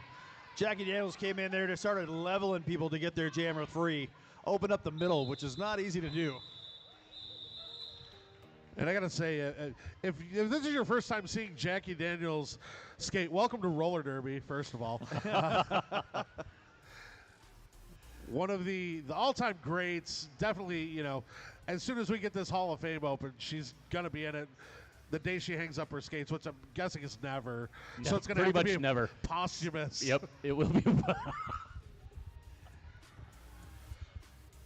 Just going to have to, you know, her and a couple other skaters are going to have to be indicted as soon as it opens, even though they're still playing. But more about that later. Right now, the future of roller derby, Mexican Takeout picking up lead. Yeah, you can say that again. The future of roller derby came up in the juniors in Kalamazoo, now skating in the adult. We've got a cap pass. Jackie Daniels is about to slap on that cap as they engage this pack, and no, they're going to call it off. But that's how you do it. Pick them up, put them down, get yourself around that track, and really force that call off. Yep, done it with the best of them at the highest levels. Jackie Daniels starting with GR, skating with Windy City for a number of years, and then the Texas Roller Girls, the godmothers of roller derby. Spent some time down there. Now kind of bopping around doing this and that, but of course a staple of Team USA. Once nicknamed America's Girlfriend because everybody loves Jackie Daniels. Right up the middle, and it's Mira once again picking up lead jam for the Blue Collar Broads. That was a great move to get through. Izzy Hansey back out there from that brief direction injury. of play penalty is going to be put on Mangler, and Mangler is going to go spend some time in the penalty box. Booty Vicious also picking up a penalty. So there's half their wall right there sitting in that garage bar penalty box. They only had 2 blockers, but those 2 blockers effectively set a sweep up for their jammer. Nice, easy scoring pass right there.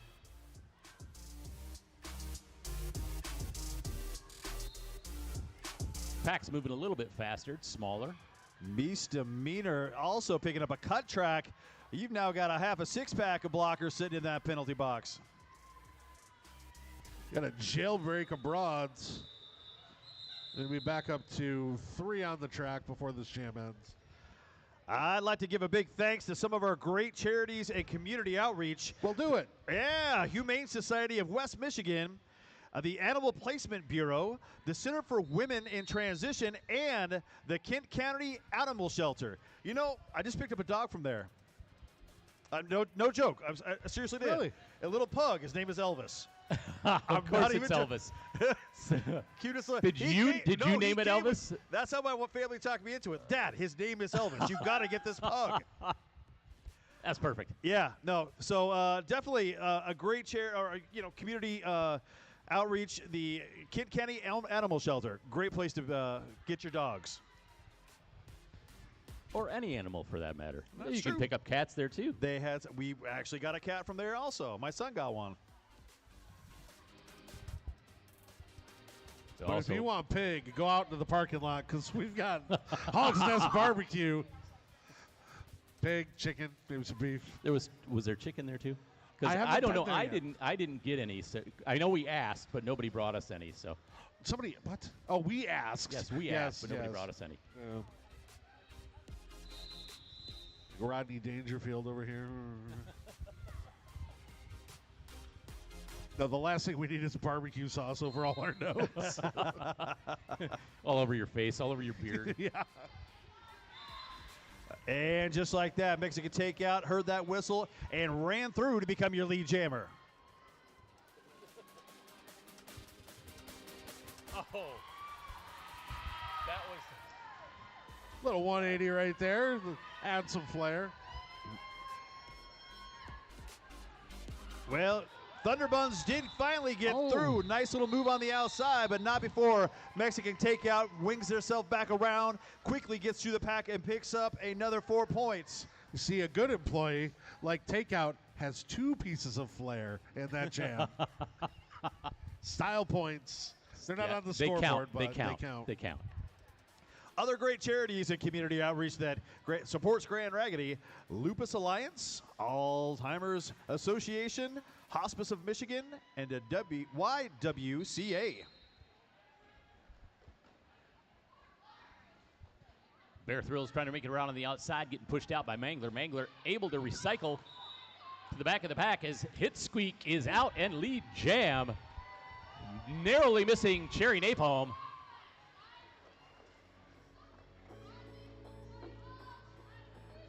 Some great work back and forth, but this defensive line out here extremely solid for the Broads. Hitsweet got pinned on that inside line, tries the outside, still stuck there. Finally finds an opening on the middle and runs to freedom, picking up 4 points. That was a lot of work, but eventually they got there. Mangler with the original drawback on the jammer in this one, but every time she's come up, it's been denied and sent back.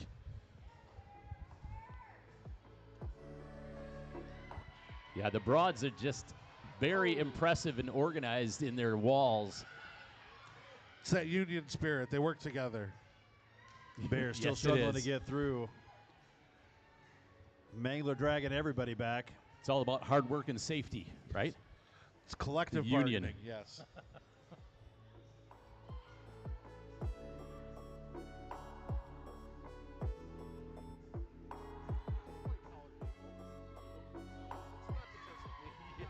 Javelin brings her daughter.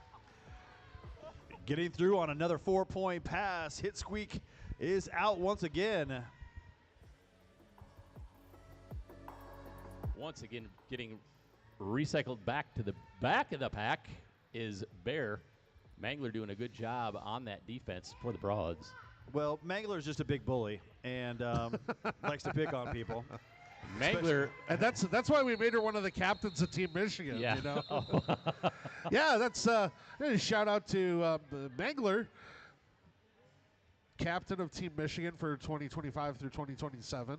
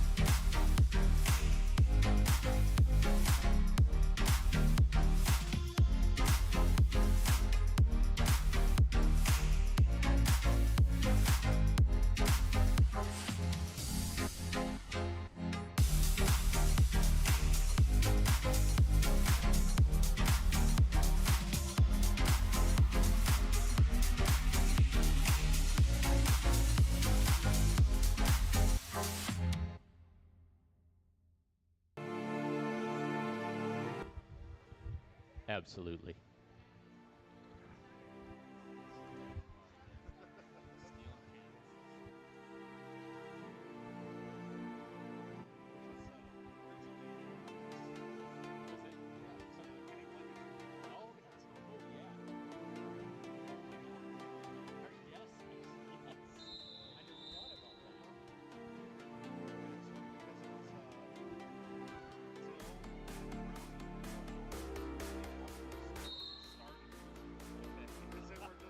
Mexican takeout going to the outside, trying to get through, does get knocked back by Mangler and has to go back and start again.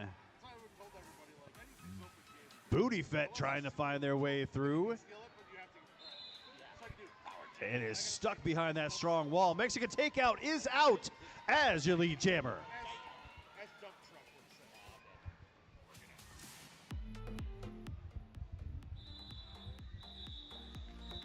And this jam is called.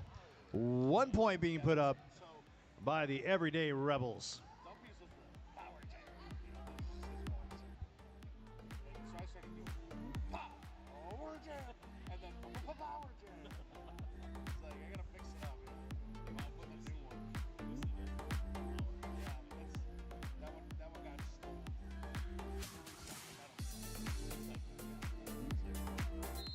Izzy Hansy out there for the Everyday Rebels, trying to find an opening on the outside line, gets batted around,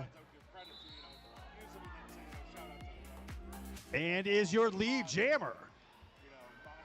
Mira Mahiney in hot pursuit as both these jammers quickly, forcing the call off. You always got to love that. You know, they deliver a giant hit like that, and then, are you okay? The camaraderie. Just making sure. I really want to knock the hell out of you and make sure you're fine at the end. Yeah. So I can do it again later. Want to shout out to Shirley Ujess, bench coaching for the BCBs, the original BCB original BCB team. Destruction coming out of retirement here, and OG Everyday Rebel on the bench, and of course Blondie Blowby, longtime Michigan skater, mostly with Lansing and Team Michigan. Mexican takeout. Gets around so quick, picks up 3 quick points, and calls it off. Jackie Daniels was out there in hot pursuit, but we hardly had time to talk about it because of how fast that jam went. Yeah, that was really fast. And Jackie Daniels wasted absolutely no time coming around to catch Mexican takeout, forcing that call off. Well, you get 2 fast jammers out there like that, and that's what's going to happen. There'll be more time in between the jams than there was actually on the track. Yes.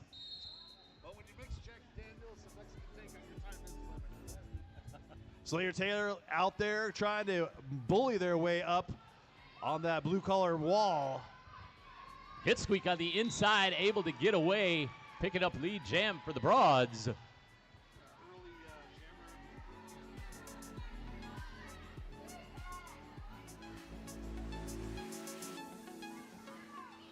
Ooh. Yeah, there's a high block called. Yeah, that's the problem going up against a short skater like that. Is you got to watch where you're hitting because you will hit them in the head. Yeah, her arm was just at that level.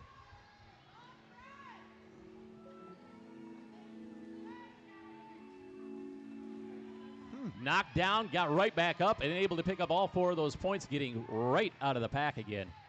Good job, Hit Squeak. Chavy with the start, making some nice moves, but a great bridging effort here by the Broads. 1 blocker left to beat, but Javelin ekes on by. Yeah, that was a great bridging effort. They were really paying attention. Nice job. Oh, multiplayer block called on Slayer. That is going to send them to the penalty box and put 1 blocker down for the Everyday Rebels to get this next jam started. Just about 3 minutes, 20 seconds left in this half.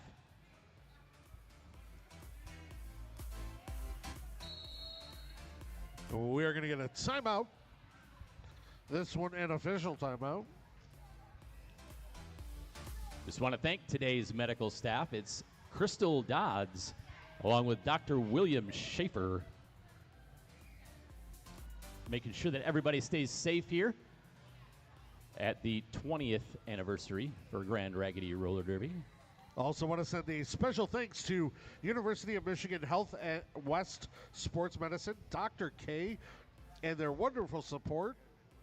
Staff, get the skaters back on the track quickly as possible. You can find them at 1310 East Beltline Avenue, Grand Rapids, as well as they provide other medical coverage during games. So big thanks to Dr. K and staff. And we also want to thank Grand Raggedy Roller Derby. Grand Raggedy Roller Derby would like to thank DeFord Design and Jack Coonan Photography for capturing all of this great action as league photographers. It really does take a lot of people to make all this happen. You got obviously the medics. We would not do it without them. Right. But then you got the photographers, our streaming crew over here, everybody behind the scenes working sound, all the NSOs. You know, everybody brings something else to make this all happen. And don't forget the announcers. Who? I would never forget us. Booty Fed on the inside, trying to get through, unable to get. Has to go up to the middle. Picking up 4 points again as the lead jammer for the Broads. Spinelli kind of stuck back with that 3-wall from the Broads. Led by Mangler.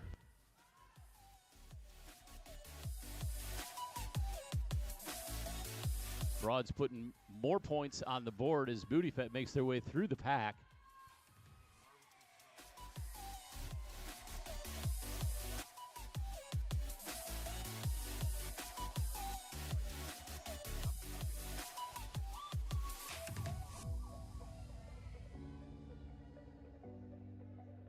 Just no stopping Booty Fed on the outside now.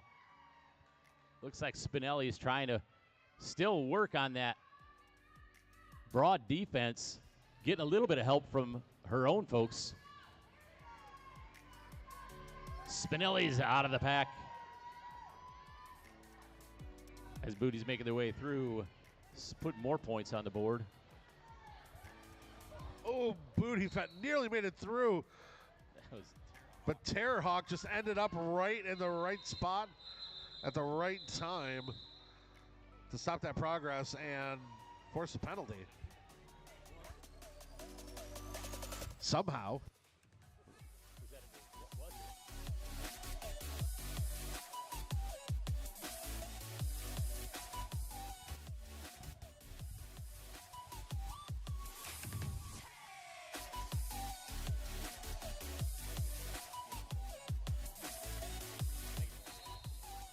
The side matter here because that was a hit.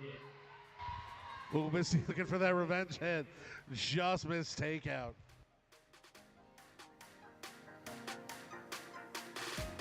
Now Mexican takeout doing the same thing Booty was doing the last jam.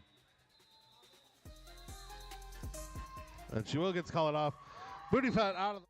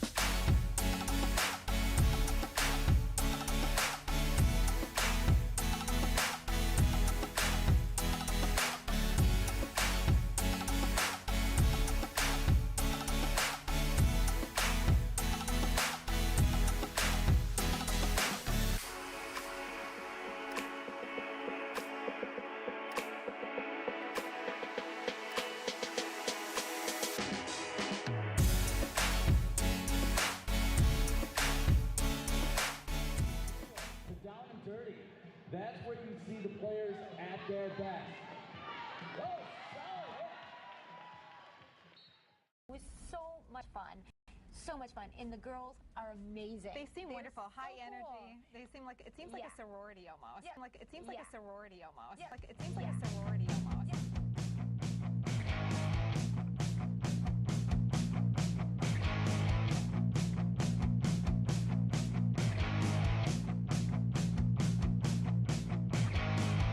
That girl thinks she's the queen of the neighborhood. She got the heart to drag it down. That girl, she has her head up so high. I think I wanna be her best friend, yeah. Rebel girl, rebel girl, rebel girl, you are the queen of my world. Rebel girl, I know I wanna take you home. I wanna try on your clothes.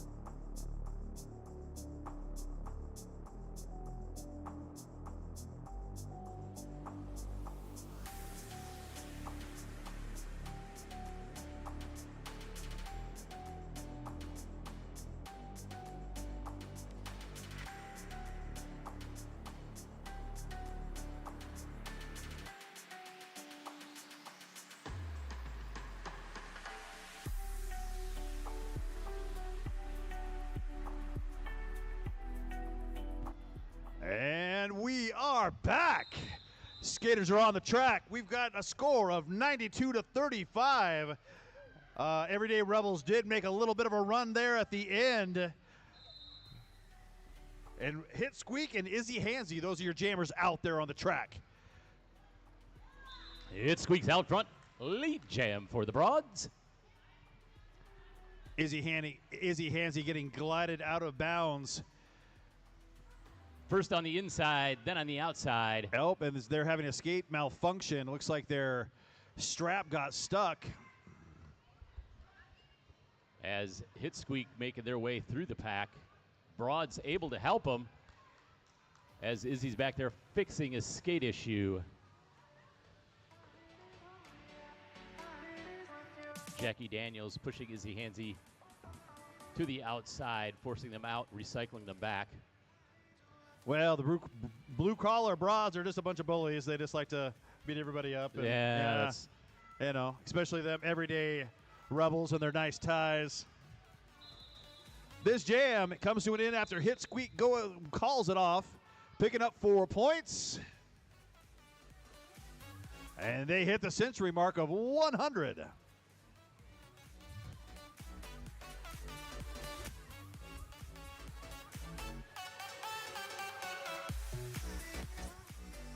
Out there on the track, I see Booty Fett with a star on their helmet. And that looks Booty like Fett. Mexican Takeout getting a running start.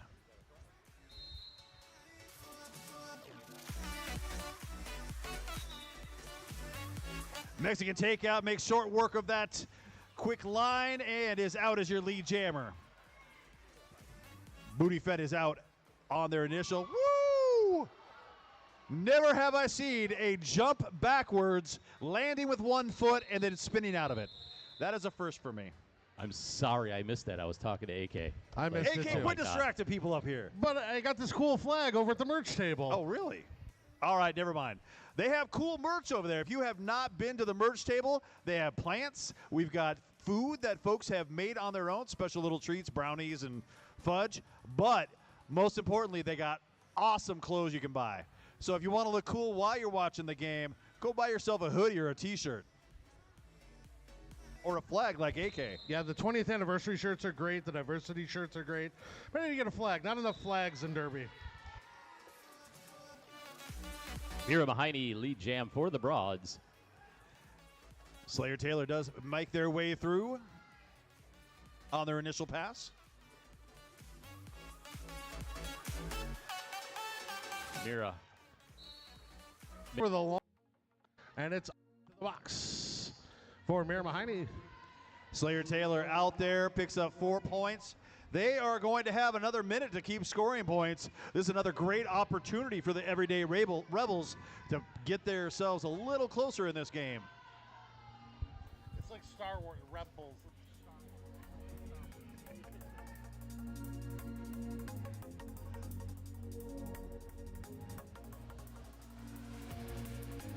Nice defensive formation. Real good job by the Rebels there. I'm sorry, the Broads. Rebels trying to find some sort of room to chip through. But you see that the way they shift around it and reform. Great job by the Broads. Yep. Solid Derby defense. It's almost like they know what they're doing. Yeah. It's like they've done this before. Time has already been.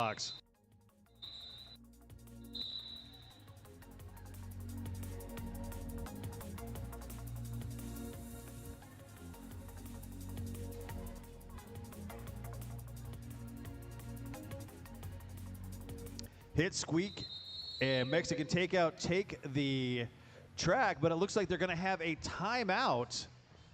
Broads are calling a timeout. Really? They want to discuss something. Yeah. Figure something out. Strategery. Strategery. That's a good word for it.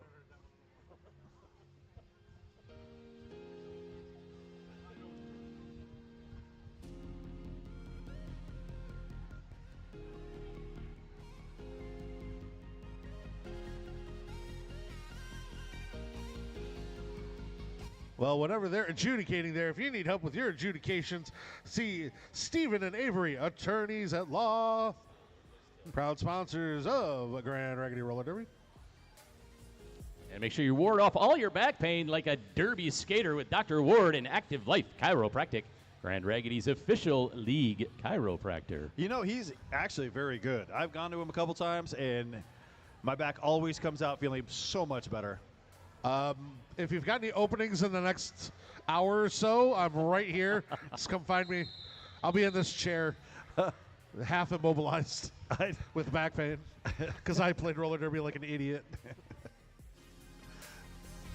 No, it wasn't that I played roller derby because I was an idiot. When I played like an idiot. Mexican Takeout zooms around one of the blockers, quickly runs up the inside line, and is your lead jammer. Completely taking advantage of the Broads in the penalty box Oh, nice move on the inside to the outside, making it out. Mexican takeout, scoring 4 more points, closing the gap ever so slightly. Hit squeak working their way around. Mexican takeout gets a couple big wallops, and they call this jam off. Takeout really starting to get some good momentum going. Not that she has been bad or slow at all so far, but you can see right now it's getting into that groove, right? Warmed up, ready to go.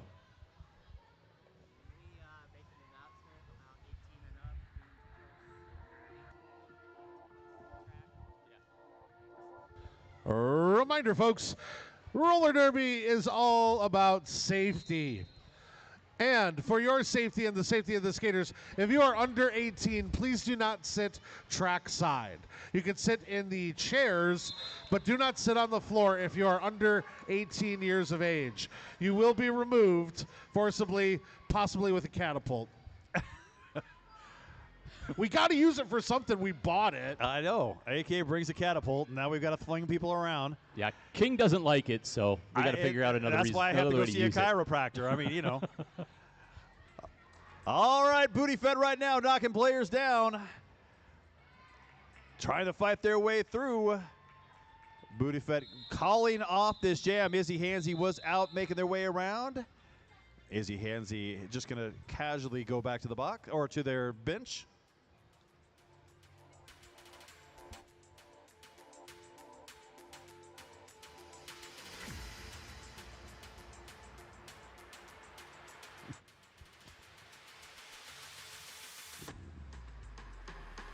There will be a slight pack advantage as one blocker is sitting in the penalty box for the Everyday Rebels.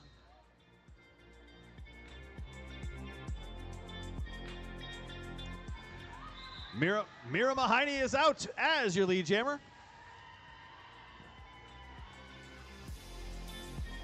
Pack still on the far straightaway as Mira cruising through.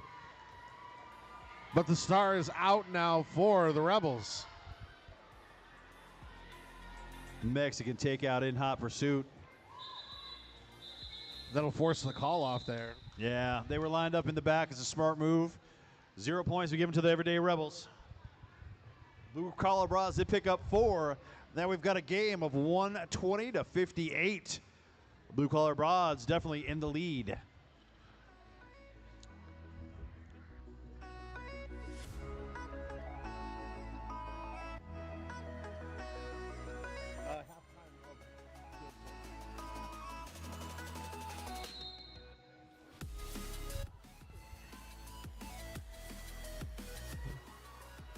Here we go. Lead jammer Broads. Just into the turn. Oh my goodness. Excellent use of offense. Cherry Napalm is able to run to the inside lane at the top of the apex and get out on their initial pass. Some sweeping offense coming up front there. Pipsqueak get out and finish that scoring pass before Napalm can put any more points up. 4-0 Broads.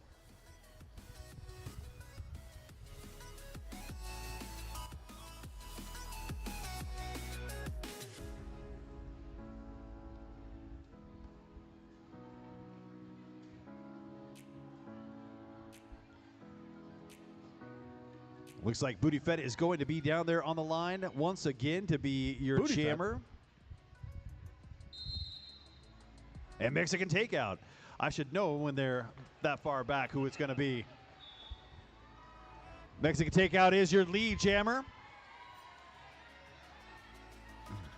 Javi holding serve and keeping that inside line tight. Oh, takeout nearly landed that clean, but we'll have to reset so as not to get the track cut. Javelin is off to the box right now. And that disruptive force out of the pack is beneficial to the Broads. Booty Fed does get through on their initial pass. And that is going to be a call off through 2 points being picked up by Mexican takeout.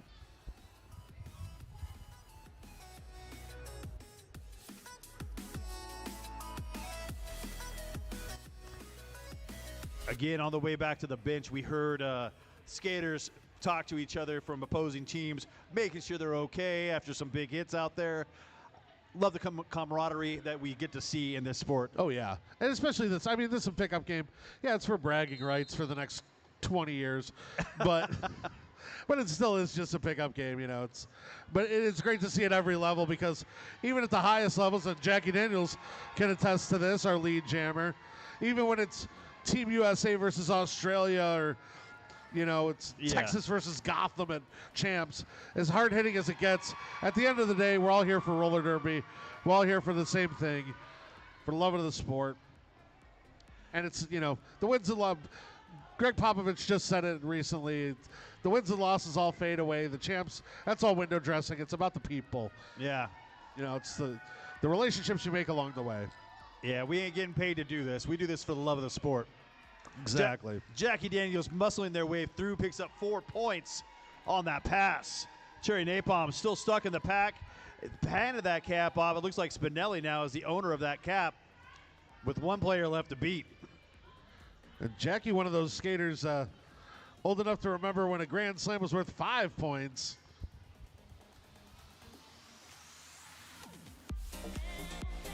Javelin dragging back Jackie Daniels. Nice bridging here from the Broads, keeping those blockers in play in front so they can hold back the pivot, who has the jammer star.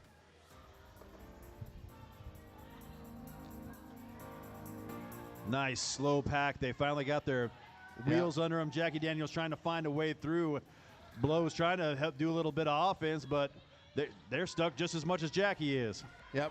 Jackie just biding her time. Doing good job here, just taking it slow, cautious, not really giving anything up, and waiting for that last second to take the hit, use the trajectory to pop yourself out of the pack, finish another scoring pass.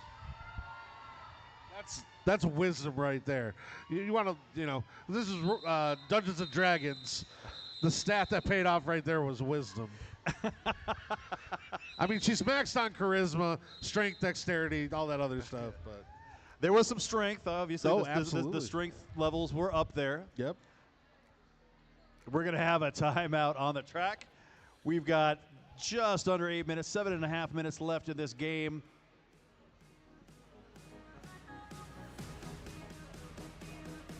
They're going to take a quick breather. Make sure they got the plan of attack going. Breathe with me. Pet Grand Pitbull Alliance, C-Snip, Feral Cat Solution, the Humane Society of West Michigan, Kent County Animal Shelter, the Green Apple Pantry, the Red Project, Aya Youth Collective, Carol's Ferals, and West Michigan Wildlife Center. Doing a lot of good for a lot of aminals over on the west side of Michigan. Yeah. We like our pets. Embracing that true mitten kitten spirit. Love it. A couple of original mitten kittens on the track tonight. Bat Mangler, Lucy Belohan, Jackie Daniels, Mira Mahoney, all skating with the first iterations of the mitten kittens that would become Team Michigan. How does Mexican Takeout continue to do that? Just the ability to flip around, skate sideways, backwards, in all the different directions. Woo! At speed, too. And hop the track like that. To be able to have all those tools and pull all those maneuvers off at speed is the impressive thing. Because, like, people can do it, but a lot of times you see you got to slow down to, like, get that jump or that twist and that turn. She's doing it full bore.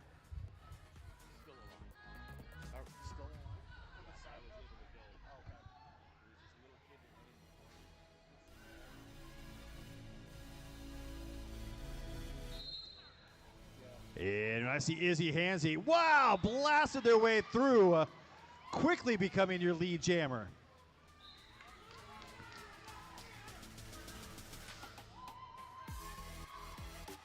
Oh.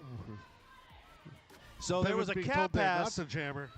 Yeah, there was a cap pass, but the unfortunately was not a completely legal. Pass. Yes, but not illegal in that it could be returned, and it was returned. Just took a little extra time. Yeah. So.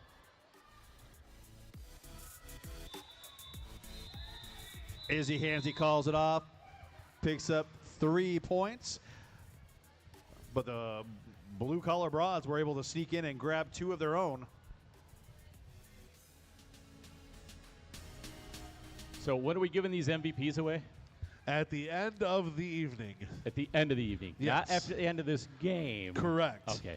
We'll be giving an MVP blocker and jammer to each team. So we will confer after all the games have been played. And, of course, we've got the trophy for the team that wins tonight's festivities. If things keep apace, I believe we're looking at a championship game next. Mira Mahoney is out as your lead, but in hot pursuit is Mexican Takeout. Mexican Takeout getting bumped in corner number 2, and that looked brutal. Glad everybody got up okay. The advantage of being young and sprightly is that they tend to bounce back a little bit more. Yeah, I got hit like that, I would probably just die right there. Yeah. That'd be it. Literally turned to dust like Thanos snapped.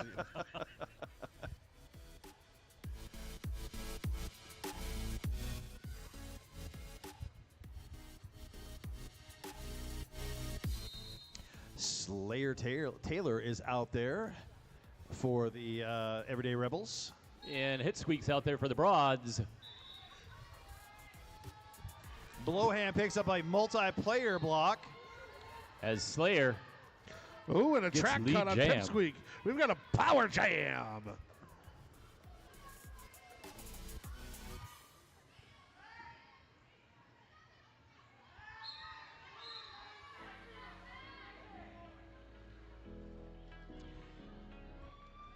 Another broad headed to the penalty box. Sorry. No, just GR Strength Underground sponsoring our power jams this evening. If you want to build your power, GR Strength Underground. If you want to build your jam, I'd recommend picking fruit. They must be serving drinks now in that penalty box because I think everybody's going there. It's the late in the second game, so why not, right? Oh, fourth period for the Rebels. That's the problem when you give someone your chest like that. That jammer has a big old target, and they will attack if they can. Gotta love the grin, though, right there. It's like, yeah, I took it, but I got in her way. Right back up. We've got an official review out on the track. It looks like the Blue Collar Bras are looking to, get something, I believe, overturned.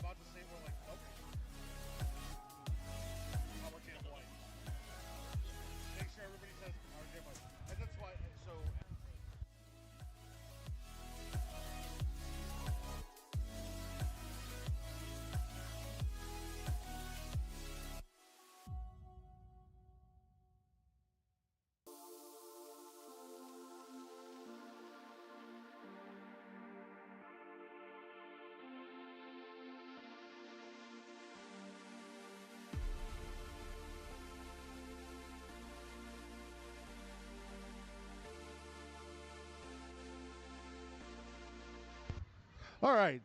Thank you to Catastro Steve for explaining the official review there. The Blue Collar Broads were looking to have the illegal contact penalty for the out-of-play hit removed. They had stated that out-of-play had not been enunciated by the officials. However, the officials did say no pack, which means everyone is out of play. So the warning was issued before the penalty. Penalty stands. Broads lose their review, and we move on. Some of us move on, some will begrudge them forever. I understand.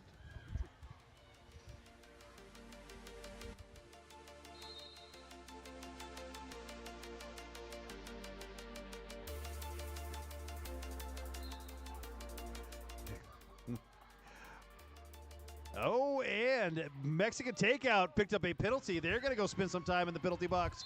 Booty Fett out there all by themselves. They are your lead jammer. Why would you do that? As the Offspring one said, don't pick it up.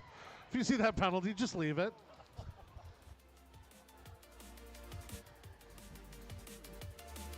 Got some equipment malfunctions going on over there? That was kind of crazy. They took the chair right out of there with him. They were on the edge of their chair, as you mentioned earlier. Yes. As a skater, you must leave the chairs in the penalty box. Yes. That's right.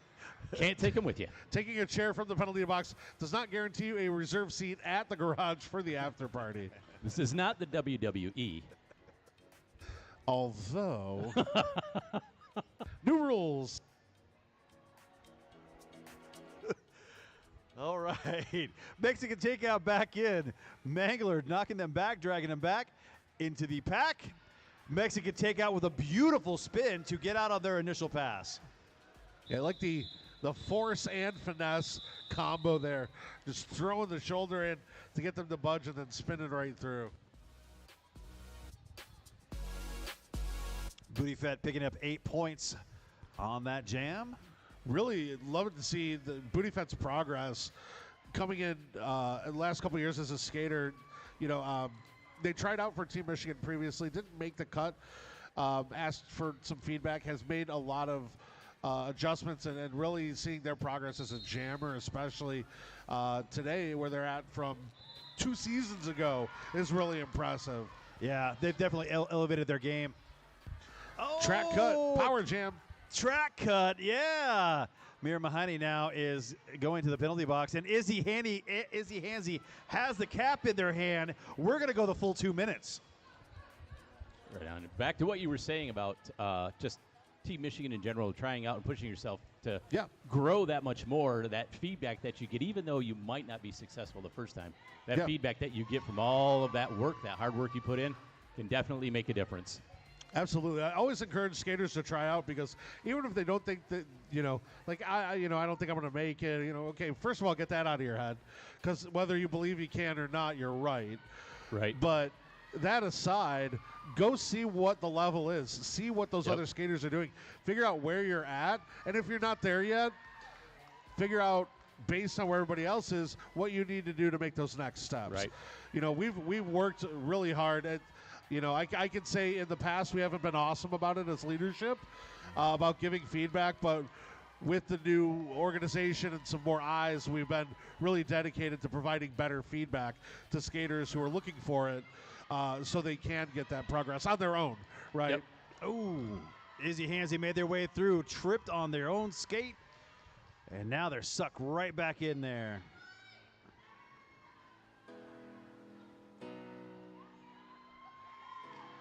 Nice move right there by Mira. Good, just the smooth speed and just like drifting over, you know, that she makes it look almost effortless.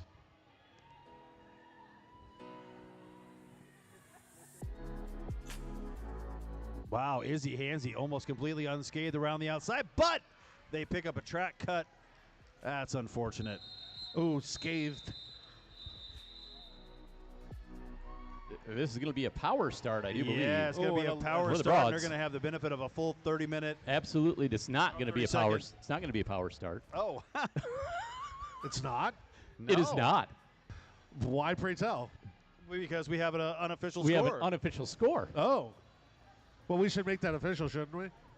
All right. So as it stands right now, we got 168-94. The Blue Collar Broads continue their win streak.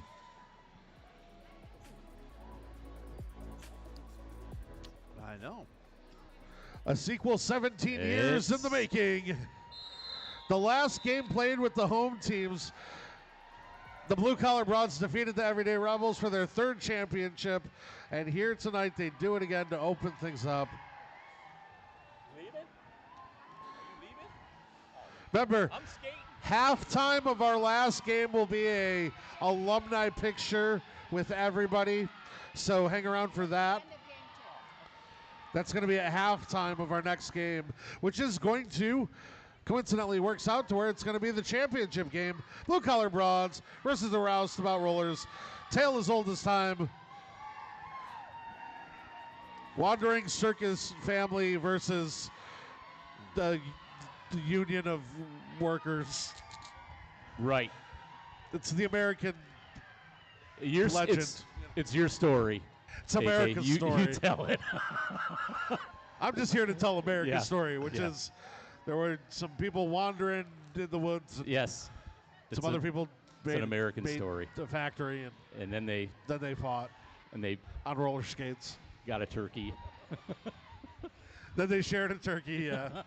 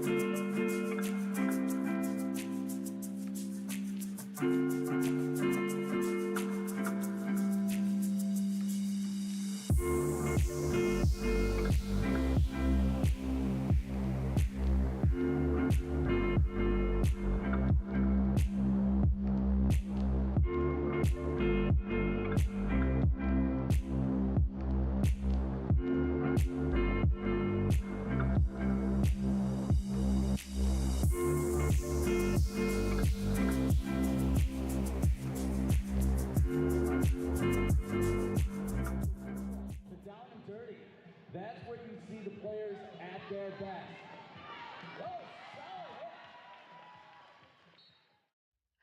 Hi, my name is Garden Ho. I played with Grand Raggy from 2009 to 2016. My home team was the G-Rap Attack. Attack, attack, attack! Woo! My favorite part of roller derby was obviously knocking people down. I don't know if they liked it that much, but I sure did. Getting out there, skating fast with my friends, knocking people down, the roar of the crowd, all of it was just a wonderful life experience, but definitely knocking people down. That was my favorite part of roller derby, and I miss it so much. Grand Raggidy impacted my life in so many ways, and it still does today. I have lifelong friends that I've stayed in contact with, even though I haven't been playing for, gosh, almost 10 years. It feels like an eternity. But it also just instilled a lot of confidence in myself in other parts of my life that have really helped me be a leader with just my career and other adventures that I've been on. It's not often that you can have friends in adulthood that are always there to support you, listen to you, and most importantly, laugh at all your jokes. I'm so grateful, and there's a special part of my heart that's always going to be dedicated to Grand Raggidy.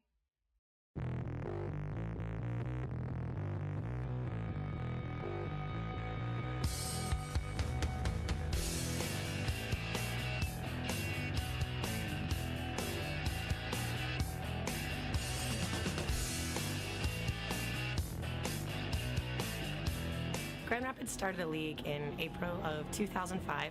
I joined late May or early June of the same year. It took us about a year to put on our first game in April 2006 at the Deltaplex, and this is our third year of games. Our first game this year was a huge success. We had a sellout. We had a ton of new fans. So we worked really hard to push PR and had a bunch of new skaters making their debut this season. So it worked out great. We have two teams in Grand Rapids, the G-Rap Attack, which is a little bit more of a home and local team. They play other cities, but mostly only cities from the Midwest, and they don't compete for national rankings. Our all-star team competes for WFTDA. They only allow one chartered team from every league or city in the U.S. to compete. So our all-stars compete for national rankings. Each team has 4 blockers on the floor and 1 jammer. The jams start over every 2 minutes unless they're called off early by obtaining lead jammer status, which is only possible by 1 jammer, the first one to legally clear the pack. And on your first pass, no points are scored. It's only for lead jammer status. The first jammer to legally and inbounds pass the pack obtains lead jammer status. If one does, they have the ability to call the jam off early, which means strategically, if they're in the lead, they can go through the pack again, obtaining 1 point for each player they pass legally and inbounds. So sometimes you can score 12, 15 points per jam, but you might not want to. The way you win a game is by point differential. We've been lucky to, Grand Rapids is one of the smallest metropolitan cities to remain right around the top 20 leagues out of 70 in WFTDA, which is pretty impressive, and we hope to make sure we stay within that top 20 and hopefully even can chop a few off that this year.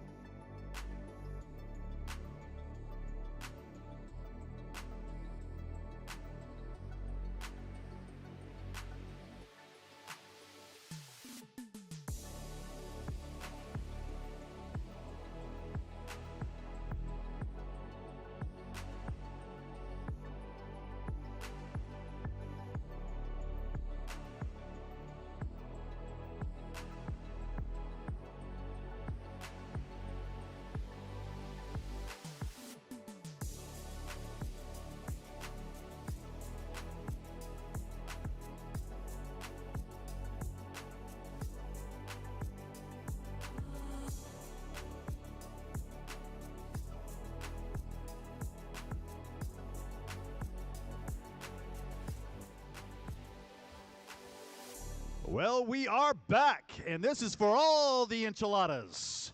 We've got the blue collar broads who just won against the against the Everyday Rebels, who are now going to be going up against the Roustabouts, who previously beat the Rebels. Both these teams are coming off a win, and this should be incredibly exciting. It has never happened. Will it happen tonight? I think it will. Or maybe. And this jam is on. Hitsqueak getting knocked out of bounds by Lamine and taken back to the jam line.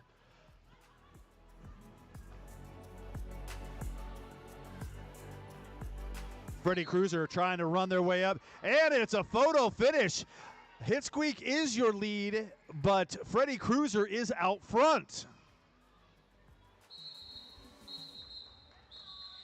Interesting. That's the kind of excitement I'm expecting.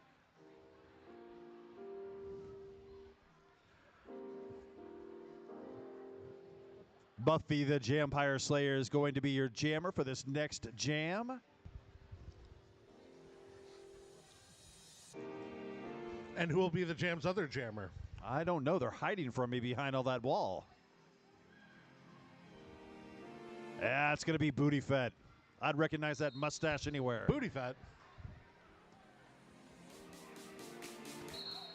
Buffy running up the outside line becomes your lead jammer.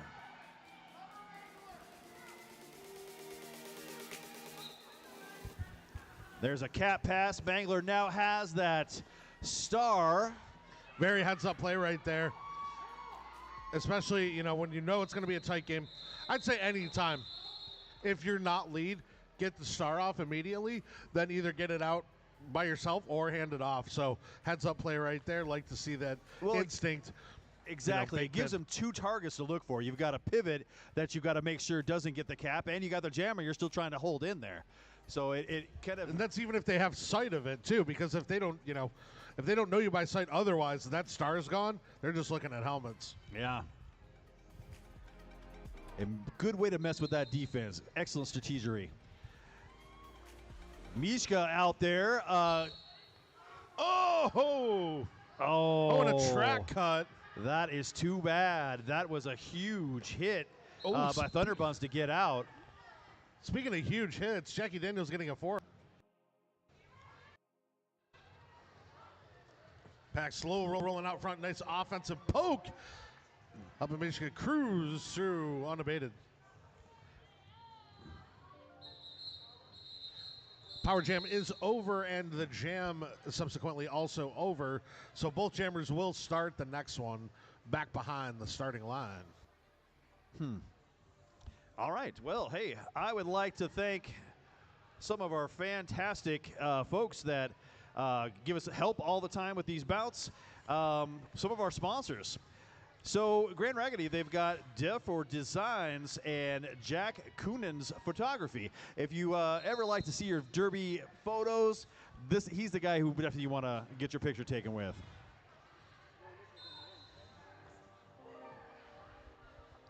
Nice spinning, pushing effort here up front by the Rousty's jammer, who picks up a forearm penalty. So we've got a power jam now for the Broads. Hitsqueak with one blocker left to beat, but that's Shoggy. Gets past Shoggy on the inside. Lead jammer, BCBs. And they're set up here in corner number 2. Offense coming from the end, and there's perfectly timed sweep right there. Yeah, nothing you can do when you get swept like that. No, I mean, we want to talk about lines. This is a line right here. Look at this Broads lineup, and this is built for a power jam already. I mean, they had the pack advantage. Now Toro back, jammer back, but that was a well-timed line, and we've got another power jam track cut. That's too bad. Yeah, they were just like a skate out of bounds, but you know that is out of bounds. Penalties swing both ways. Right, the Rousties took advantage on the pack penalties and the jammer penalties previously, and BCB is doing the same thing now.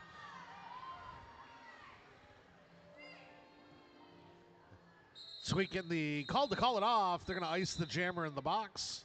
We'll roll out with another power start for the blue-collar Broads. You know, well, here's the logic behind that. And I've always liked when they do that, they ice the jammer in the box. Yeah. Because it gives you the opportunity to get lead again, and then you're still in control of that jam. Right, yeah, you want to carry that over. Get some fresh legs out there and just keep right on running. Yeah, ideally, you do still have to execute it, right? You have to get lead. You have to get out there. So it's on the Rousties now to cancel that and take away that advantage. Some nice defensive coverage already. They're swarming, and they're making the Broads get in their own way, too, which is really good defensive work here. Lucy doing a heck of a job out there with Killing the this blocking, power start. and Jackie Daniels finally gets a body on it and knocks Lucy down.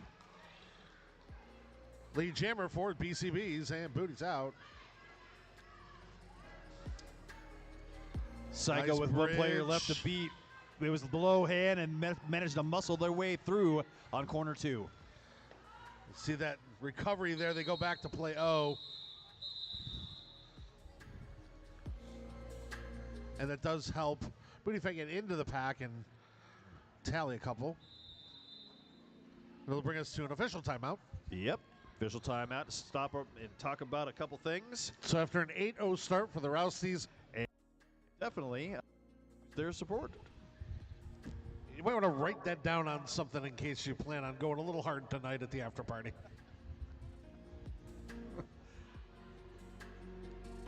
Ain't no party like an after party of roller derby. There literally is no party like a Grand Raggidy after party. And that's something I haven't mentioned. We talked a little about attack. I'm going to talk a little bit about the All-Stars history. But throughout roller derby, there's one thing that Grand Raggidy is known for. Grand Raggidy has always won the after party. Whether it's hosting or traveling, you go to playoffs when GR is there, they're there all night. Yeah. I don't care, people look forward to them getting knocked out early in the tournament so they can bring the party all weekend. And that's I can't tell you how many times I've been to playoffs or champs or K-Town coming here to home games. Still, there was a time when everybody's like, we need to get serious, and players stopped smoking and drinking, and they're like doing CrossFit. GR was still like, yeah, we're going to be serious. We're still going to party. And they did not lose that reputation because they still went out and partied hard every after party. Sazerac Lounge, Garage Bar, wherever it may be. Well, speaking of the Garage Bar, Mangler and Shoggy both hanging out in the Garage Bar penalty box. Buffy out there still trying to fight their way through. Stuck behind a very powerful wall from the blue-collar Broads. Toro to the box on a forearm. And that leaves, in a direction of penalty call on Ann. So that's going to be only 2 blockers out there. 1 blocker, really. Yeah. There we're back to 2 with Shoggy returning. 2 blockers out there for the Rousties. And, what can you say against a full contingent of Broads?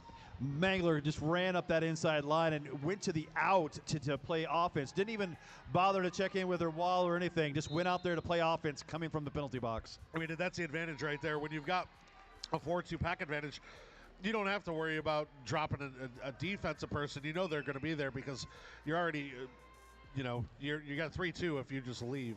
Misdemeanor, I believe, just picked up a direction of play penalty. Make sure she heard that.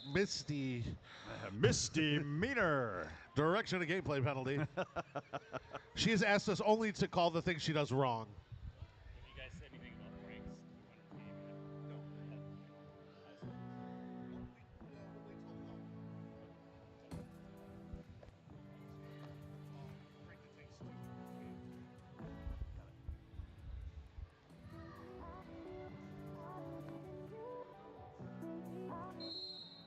Slight pack advantage right now for the Roustabouts. Mishka trying to fight their way through. Jackie Daniels matching their move blow for blow. Ooh. Both jammers. Yeah. Schmershed. Schmershed was a very good word for it. Yeah, you got to take all the consonants out of there. The vowels, whatever. Mishka is out as your lead Either jammer. Booty Fit did pass that cap. Jackie Daniels now out of the pack on their initial with cap in hand. 4 points being picked up on the end of that. What do you got there? Thank you. Well, since we didn't do rollouts for this one because these teams need no introduction, we could still shout out the officials. The NSOs for this game, BJ, Tallywacker, Radar, Andy DeSpanko, Hembone, Slaya, Reckless Rose, Cal Furtado, Evil, Asteroid, and Roz Atomic. Give a shout out to the skating officials after this jam. Hit Squeak out there. Wow, somehow managed to stay on their feet after a big hit, and now they're your lead jammer. And this is a bit of a revelation for me. I have not seen Pip Squeak skate before. Very impressed with the showing here tonight. Right there, gets knocked out of bounds in the turn and calls it. Hit Squeak is a newer skater to GR, and they have really been impressive with their skill, getting up to speed and continuing to grow with their speed or skill. Both. Yeah, I'm Both very impressed with how their game has basically been evolved over the last year or so. Definitely an attack skater who is eyeing to get on charter. Yeah. And sorry for those who are waiting for that referee loadout. We had to take a break to talk about some skaters. After this jam, we'll talk about the refs. Well, we'll talk about them right now because we have a penalty being called, which is going to result in a late jammer for the Broads, and I believe we're in a power jam, King. Lucy Morrill's picking up a multiplayer block. That was a blocker. I'm sorry. Jammer's still out there. Yep. Lamine, last line to beat. Oh, out of play is called. They got to let her go. 4 points being picked up by Mira Heine.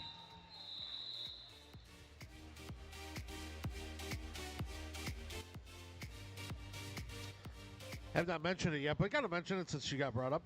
Lucy, original Roustabout, the only current one skating for GR. Get out there, trying to fight their way through, does, and they're your lead jammer. Booty Fett in hot pursuit as they exit as on their initial.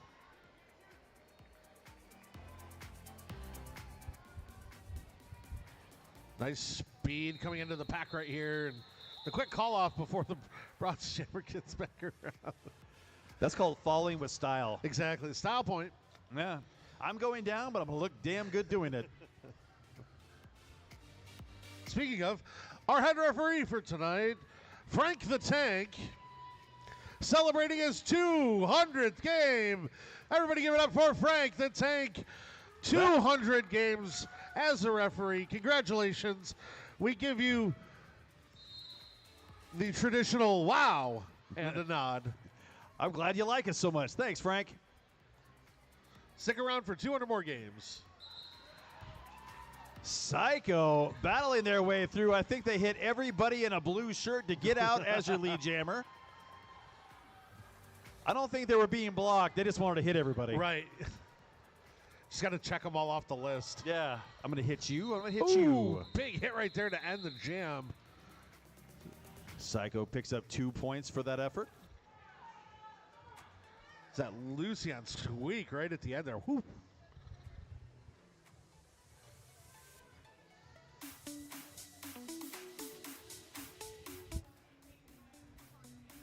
(44-21) Broads with a solid lead, 5 scoring passes. Mira Heine out there once again for the blue collar Broads, going up against Freddie. Mira jumping, weaving, taking a hip whip. Ooh, stand-up dodge, the hesitation dodge. And she's free with lead jammer. Freddie really struggling. It's like every blocker has recycled up and managed to hold on to her. The double hit right there. Toro with the setup and then the follow-up hit, which caused Mira to have to reset. Does power through. Taking bumps on the way, and she'll call it.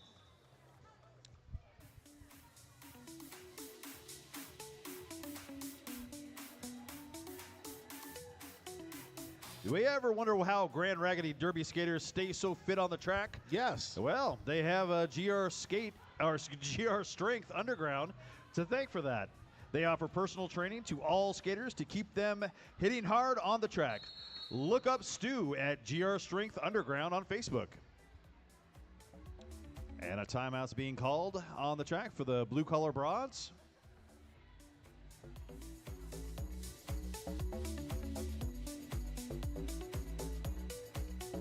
You know, it's been nice to revisit these teams and really, you know, take a look at how early roller derby reflected society in Michigan 20 years ago. You know, almost like a science, right? Like, what did it say about us 20 years ago? Well, you had the Everyday Rebels, who represented the white collar, the blue collar broads representing the blue collar heart of America, you know, the real hardworking Michiganders, and of course the roving bands of circus freaks that populate the state and the Rousties. Well, if you've ever been to any of the multiple festivals, I'm sure you get the idea. I'm not going to say anything in particular about any branded groups of instrumentalists and singers, but I just don't think they got the marketing worked out with ICP. Yeah. Which is funny, because the true story, ICP did reach out at least to Detroit. I don't know if they ever reached out to GR. It would have been perfect, but they did reach out and try to buy a team at one point. Weird. Yeah, crazy, huh? Hit Squeak, they're out first as your lead jammer.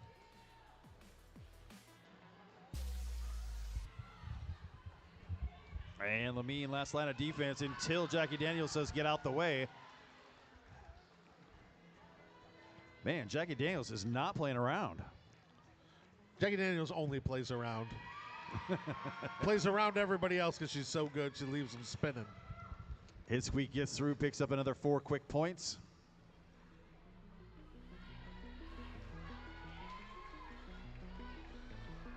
Out like a shot. Rousty's jammer. Ooh, ready to Freddie get sent to the apex. Nice recovery. And she's put in a different gear right now. That's...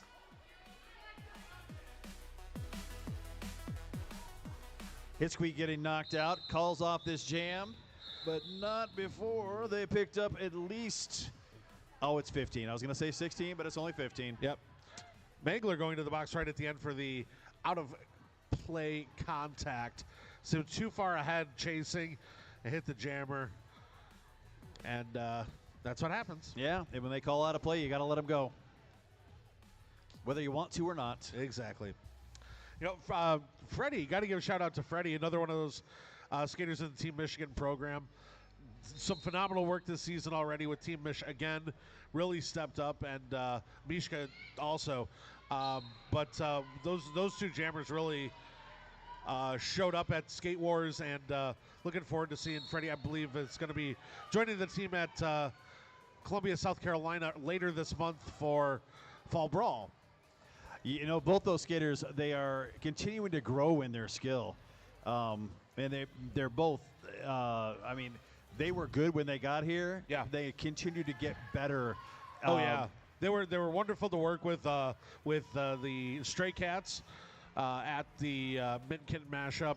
And, you know, just I'm glad they're getting the opportunities afforded to them to get some of that extra skating time with Team Select and Team Michigan. I mean, it's there as the training team. You know, it's the next best players to put the pressure on because they're the ones who want to come up and take the spots of the top 30 in the state. Yeah. But we've gotten lucky to the point where people have been unavailable or we've just had extra opportunities to get skaters in. So those select skaters have been tapped to play up with Team Michigan at a couple different events. And they're getting that high-level competition outside of home to augment their normal practice. Which I love seeing. Yeah, absolutely. There's a pile up down between the jam and pivot line.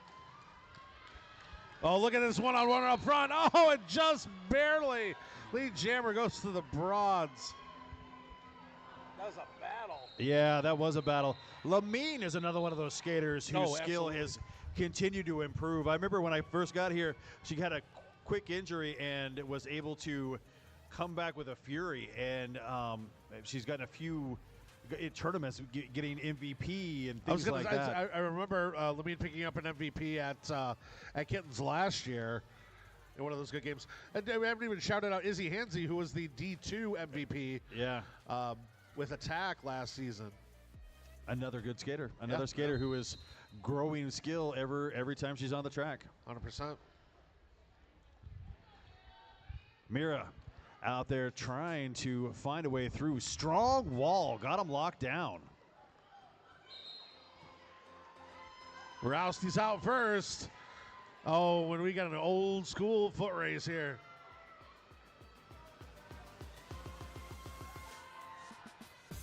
Oh, trade a little pain on the way into the pack right there. Mira spins her out into the wall. But the Rouseys are right there waiting for Mira too. Yeah, the Broads were solid. They came in and they hit that thing hard, expecting them to get knocked out of place, and it did not happen. I gotta hand it to you. The Broads' walls have been solid all night long. Hey, real quick, if anybody sees destruction floating around, send her over to the announcer table.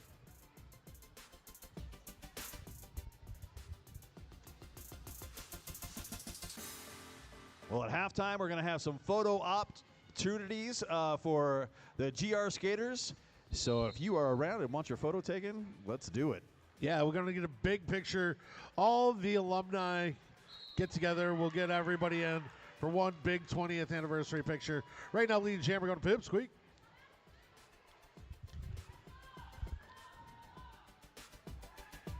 Oh, they dropped the caltrops in the back. Look at this 4-wall. There it is. Now it's a 3-wall. Now that's it's a 3-wall 3-wall in the back. Yeah, and then here comes the offense. But out in front, great job to work that wall apart on her own. You know, it's nice when you can afford the offense, but most as a definitely. jammer, you can make your own slot. And we thought we were going to halftime, but oh no. The Roustabouts, they are looking to have a little bit, one more jam. Get all them extra jams in now. Again, at halftime, we will have we're going to get some pictures, get them 20-year. All of the folks in the crowd who have come back who aren't skating with us but are still alumni, please join. Get some photography.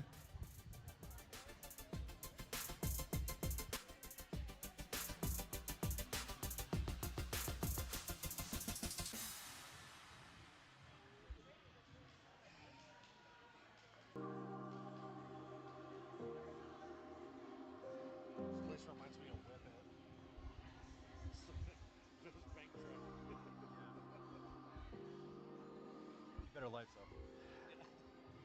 Ward off all your back pains like a derby skater with Dr. Ward at Active Life Chiropractic, Grand Raggidy's official lead chiropractor. I've used him and he's great. So you're saying I should stop using crystals and sage? Okay. Nope. No sage, no crystals. I need a professional help, please. Somebody. Hey, announcing's hard work. You gotta sit, you're tense, your head moves back and forth and like this, and talk a lot. Yeah, exactly. Jaw gets tired. And they're gonna go ahead and call it off. Michigan ran right up on them, and that's Chamber style points right there going into the half. All right, well, we are at halftime. Again, if you are part of GR and you want your picture taken, please make your way down to the track.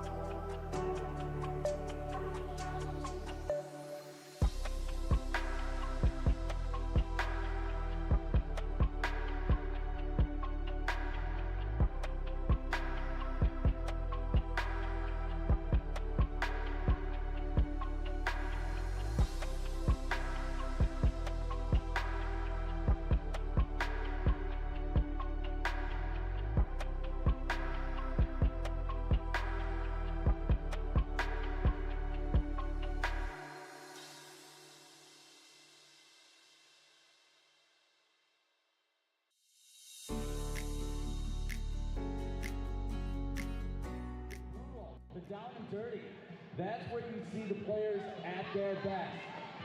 Oh, solid hit.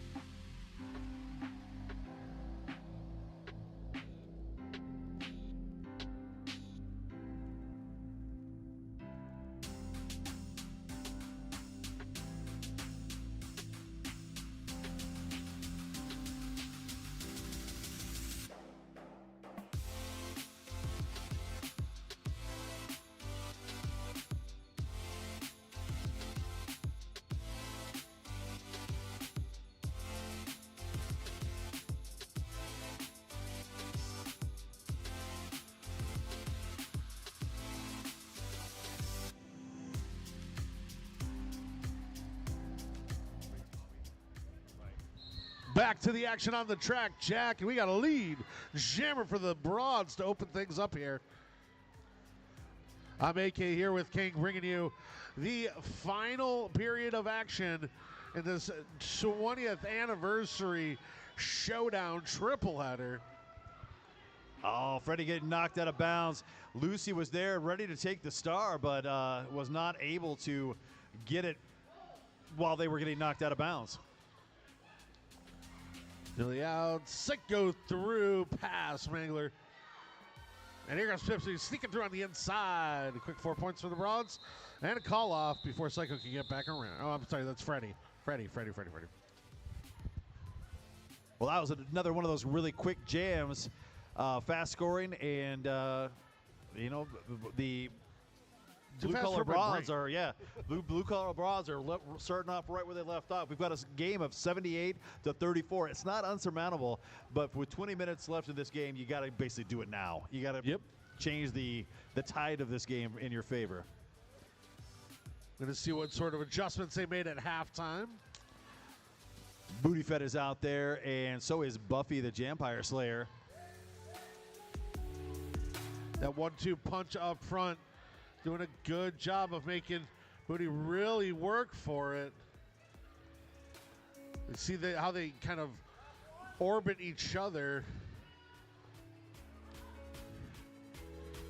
Shaggy, last line of defense. Booty Fed. Wow, look at that one-on-one by Shaggy right there. Yeah. Oh, and that's going to be Booty Fed in a power jam now. Booty Fed.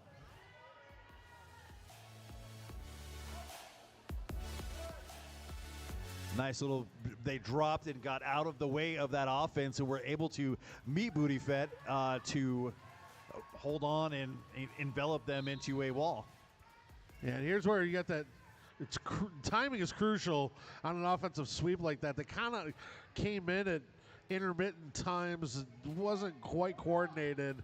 So it works out, but it took longer than it really needed to. When you get those sweeps all together, nice and pretty, and it eases the path for your jammer.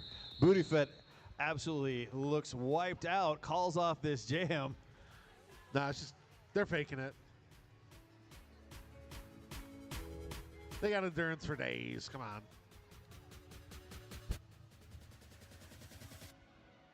Besides, Team Michigan practice tomorrow morning, come on. Oh, yeah. You got to be ready for that. No, what time is that at?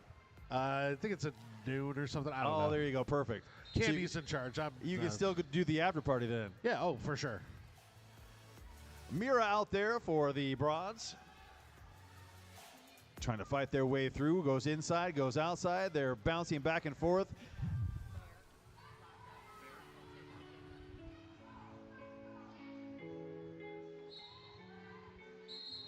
There we go. Lead jammer, Mira. And Mishka picking up a penalty. This is very untimely right now. Ooh, the power jams are...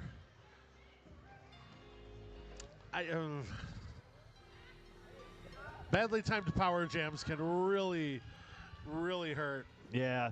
Well, they're setting up at the top of the apex. This is the sweet spot on the track. And the offense came. One blocker left to beat. Yeah, there's going to be a direction of play, and that is going to send Buns to the penalty box.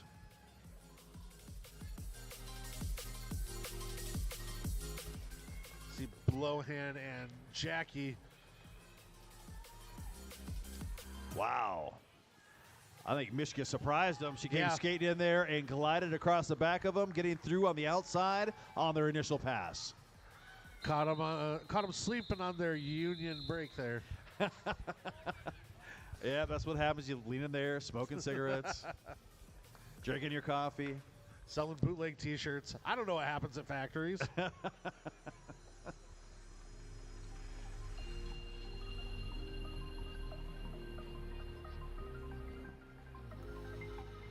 Oh, Psycho back out there again with a star on their helmet. I like Psycho jamming. This is something new for Psycho. And so far, they've been doing really well. Yeah.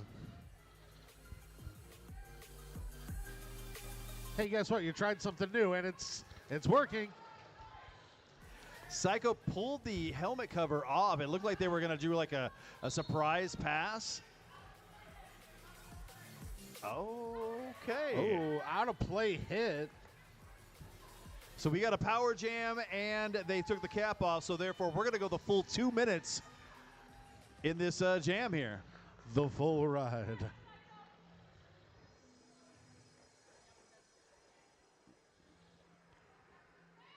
See, sweep came a little bit early. I can't say it was successful because she's not out yet, but then he did a good job of moving them, getting them apart. But again, you want to do that right before your jammer gets in there. Gave the broads too much time to reset. Psycho got through, had one blocker left to beat, picks up the 4 points. The power jam's over, and that's the thing. It's like it's a game of seconds. Yeah. If you can execute a quick offensive sweep or whatever kind of offensive play you want, and you can get that done quickly and help your jammer get through, right there again. Broad's doing a great job of gumming up the works, forcing the penalty right there, and we're back to a power jam. Well, they were trying to take a whip off the back of someone's shirt, forcing a multiplayer block, which is so odd to see for a jammer of all things. But that's a good heads-up play by the Broads again. Like I said, gumming up the works, because as soon as you see that stretch right there, as a defender, you want to challenge that, and then that's going to force that call.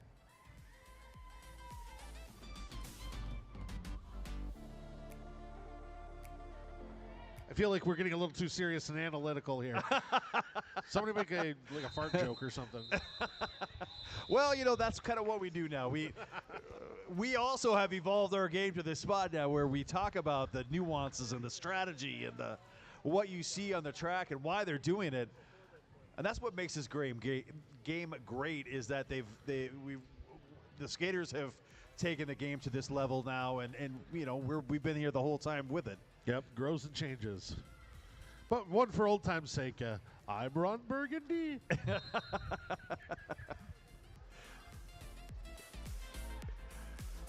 Booty Fed out there again as your jammer. Everybody's getting locked down. Somehow Jammy gets... Ooh, hip check galore right there. That one was pretty. Oh, pretty much a penalty apparently. Okay. I mean, we have to agree with it. It was Daddy Pants. Yeah. All right, it was Buffy. They're out lead. Jackie now has a cap in hand. Buffy got through way too easy. Calls this jam off. It's like she teleported through, Yeah, it was like, okay, there's nobody there. Wait a minute. Does she have a reflection? Did she get bit? Can she teleport? Well, we've got a timeout on the track, and it's the Broads taking the timeout. We've got just under 12 minutes. Wow, 100-50. They've nearly doubled their score.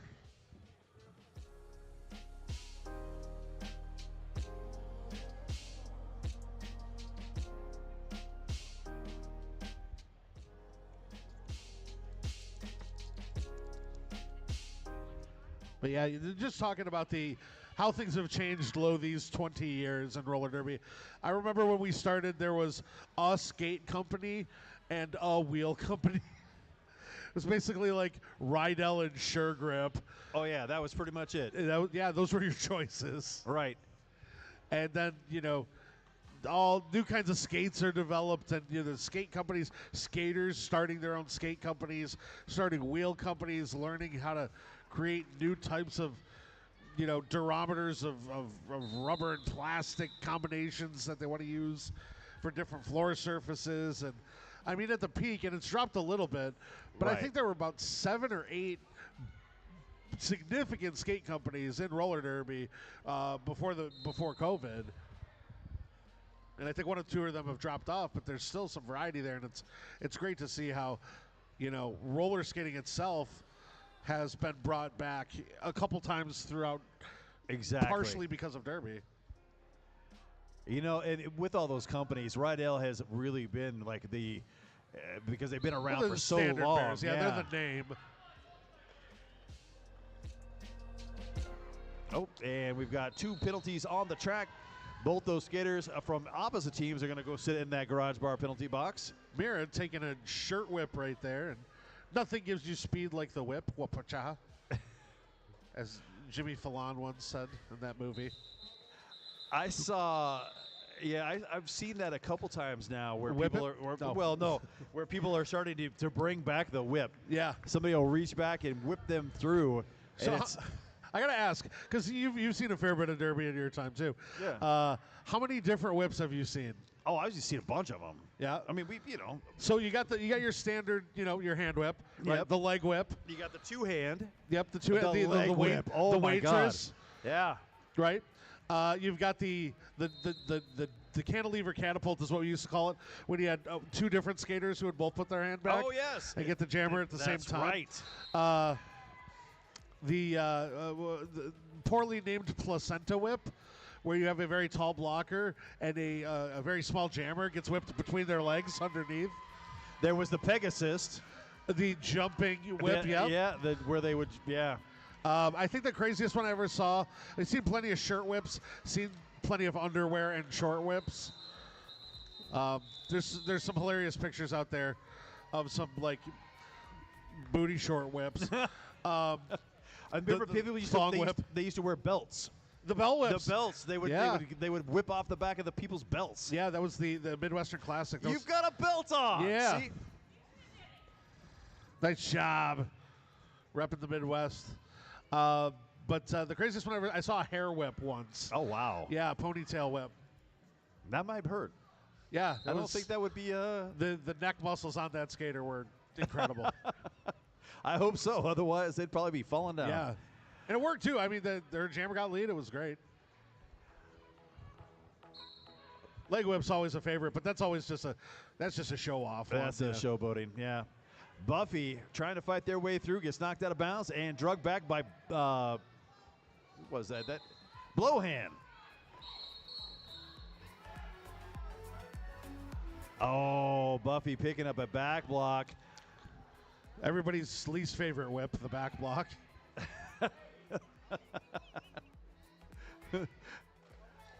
But the reason I brought up the Nothing Gives You Speed Like the Whip, of course, from the movie Whip It, and GR represented in Whip It, of course. Yep.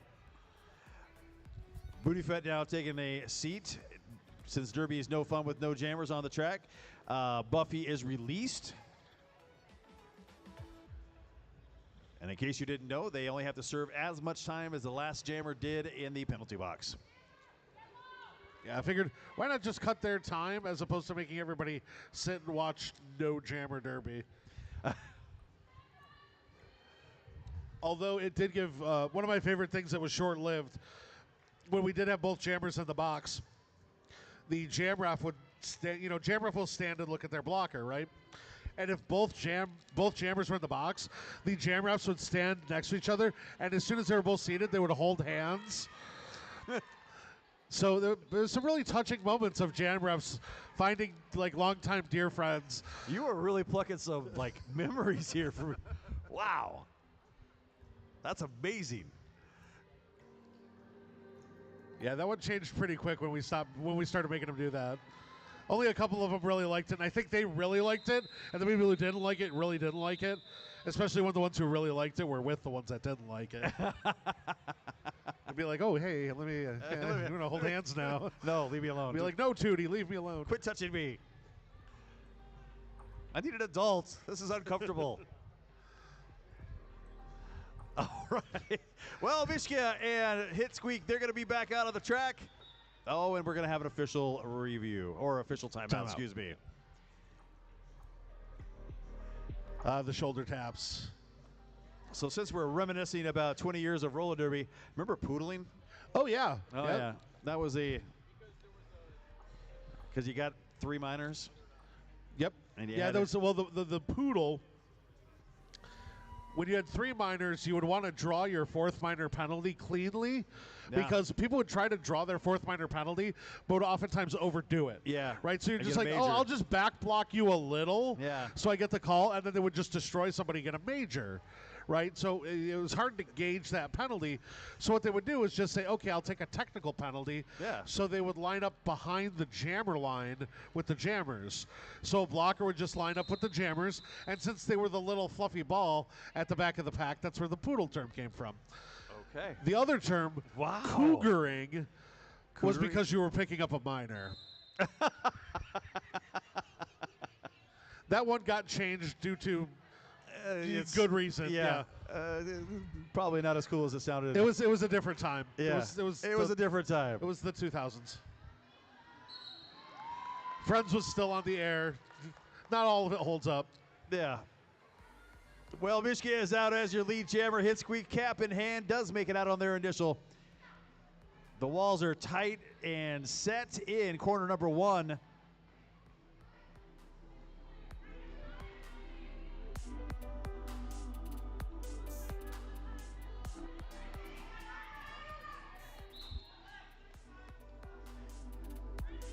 Oh, destruction, meaning that the broads pack has to drop back and cover for that destructo bridge being sent to the box.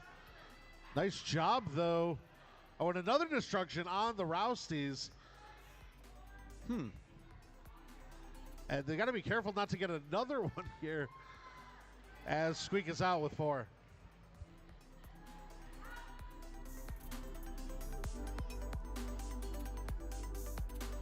Levine right now out there in the track. Nice offense played there by JD. Just getting in the way, setting a pick like that to where you can just be that buffer between those couple of inches where the track ends. Sometimes you just got to be a person in the way. Yeah. Yeah, and just a little movement is all you need just to open it up. Hundo P, as they say. A head block being called. Yeah, you can't lead with your head. Sometimes you could draw the high block, but in that case, it definitely was the head block. Yep.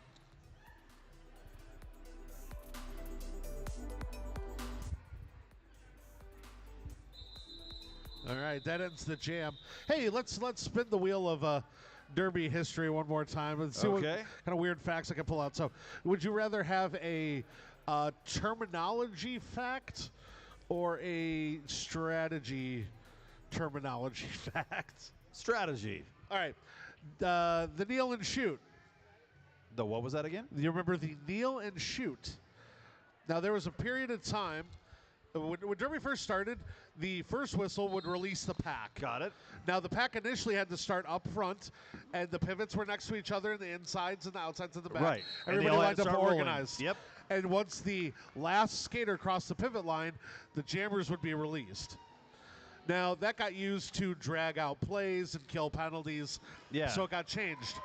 However, for a period of time, what they would do is kneel down before the jam started, and when the jam would start, it would create a no-pack situation, and it would immediately release the jammers. Okay. So what you would do is you would kneel right before the 5 seconds. They would call 5 seconds. You would kneel. No-pack would be called, and then the jammers could shoot out. Now, a lot of people did that wrong. I do remember that. Yeah, that strategy got used wrong a lot because what would happen is they'd call 5 seconds, the whistle would glow, and then the one person in the pack creating the pack would kneel and destroy the pack, and they would get the penalty, even though it achieved the same thing. So there's a clean way to do it and a wrong way to do it. Right. Wow.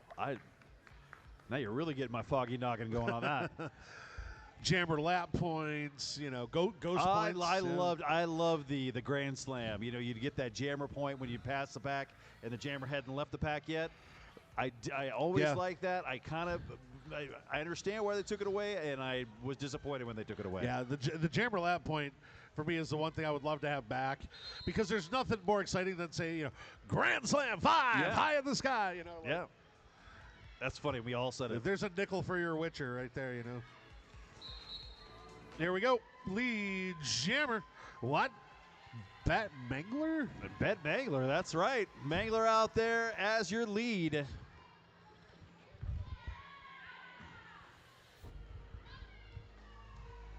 Wow. Well, my vote for MVP jammer just changed.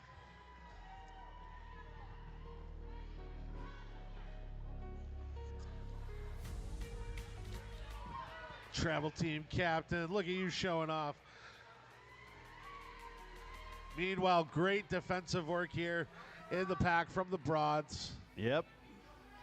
Poor Red 40. Oh, quick no pack, but a quick reformation.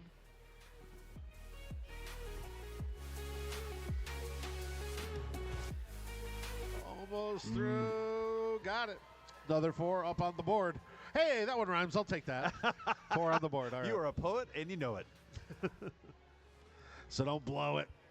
All right, Mangler is just racking up points here. She's on another scoring pass. Poor Red 40. I don't think that's a pack I'd want to even go up against. No.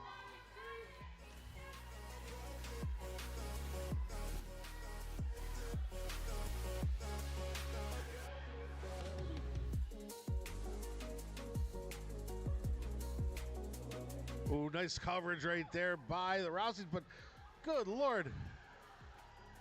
Oh, yeah, she got knocked out on the inside line. Who taught her how to jam and when? Yeah, Red 40 right now having a hard time getting out of that pack at the top of the apex. Mangler, though, like she's been doing this forever. And she has. Well, yeah, not jamming, though. That's wild. Oh, you know, Mangler has been our pivot quite a bit, and as much now with the strategy in the last 10 years of us passing the cap to the pivot as soon as, you know, to try and stop the bleeding. Yeah. Mangler gets quite a bit of jam time in now. Let's see here. I just wanted to pull out some stats before we're done, just talking about the All-Stars and their all-time records. Winning team, 90 wins, 88 losses all-time. 178 WFTDA games. As Rouseys coming back, picking up lead here. That's right. Mishka is out first. Booty Fed is headed to the penalty box. Of course, as we mentioned earlier in trivia, All-Stars making regional playoffs in 2008, or I'm sorry, 2007. Playoffs in 2008. Brawl of America 2009, Division 1, 2013, Division 2 in 2014, and 16, and Continental Cup in 2018. Yeah, it was fascinating. They hadn't gone to a lot of tournaments until much later than I expected.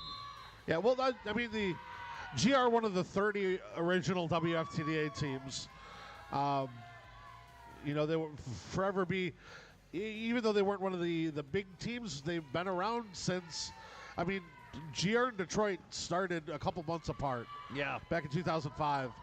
And first games in 2006 apiece. And, yeah, in the Northwest, it was Seattle. Seattle started first. Yep.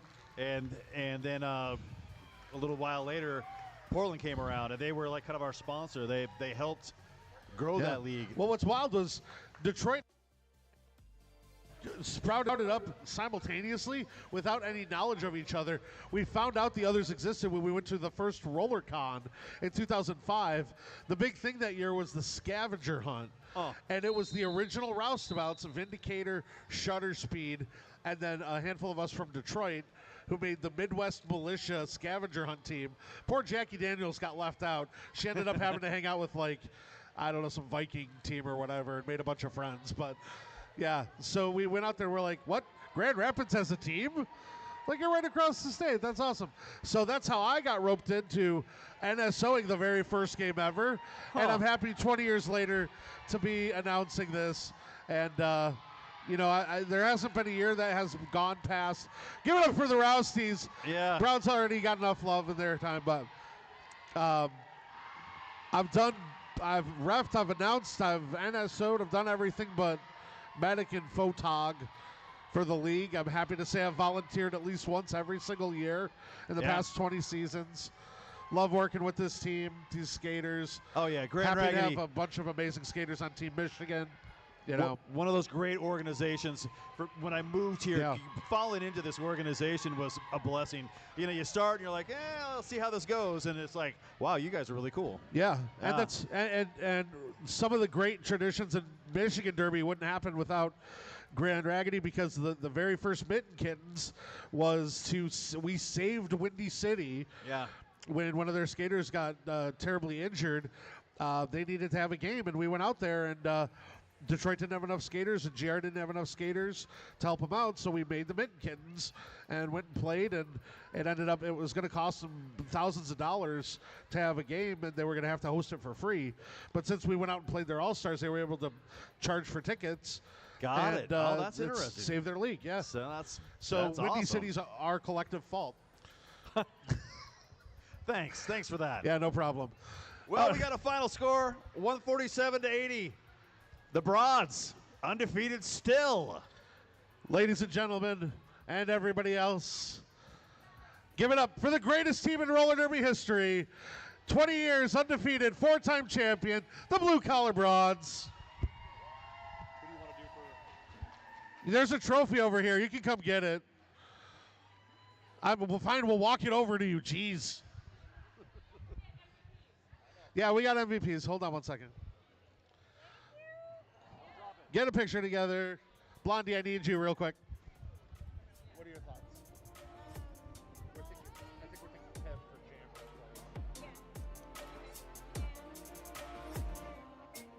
I had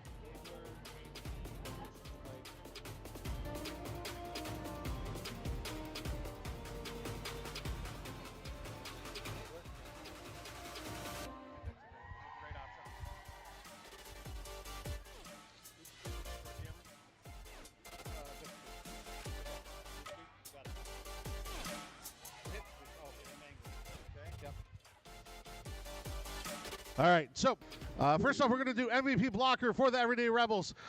Do we have in the house a Bear Thrills?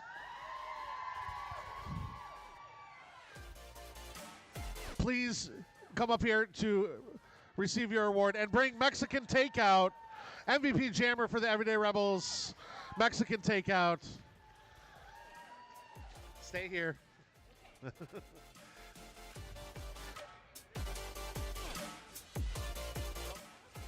Take out left, okay. No, she's still here, okay. I'm just going to keep reporting whatever gets echoed to me. Meanwhile, while we're waiting for her, let's do the Roustabout rollers. Sure. Oh, no, I OC. Yeah, I was thinking Psycho. All right, so after much deliberation, we're going to go, first of all, MVP Jammer, Psycho Vision. And MVP Blocker, Shoggy.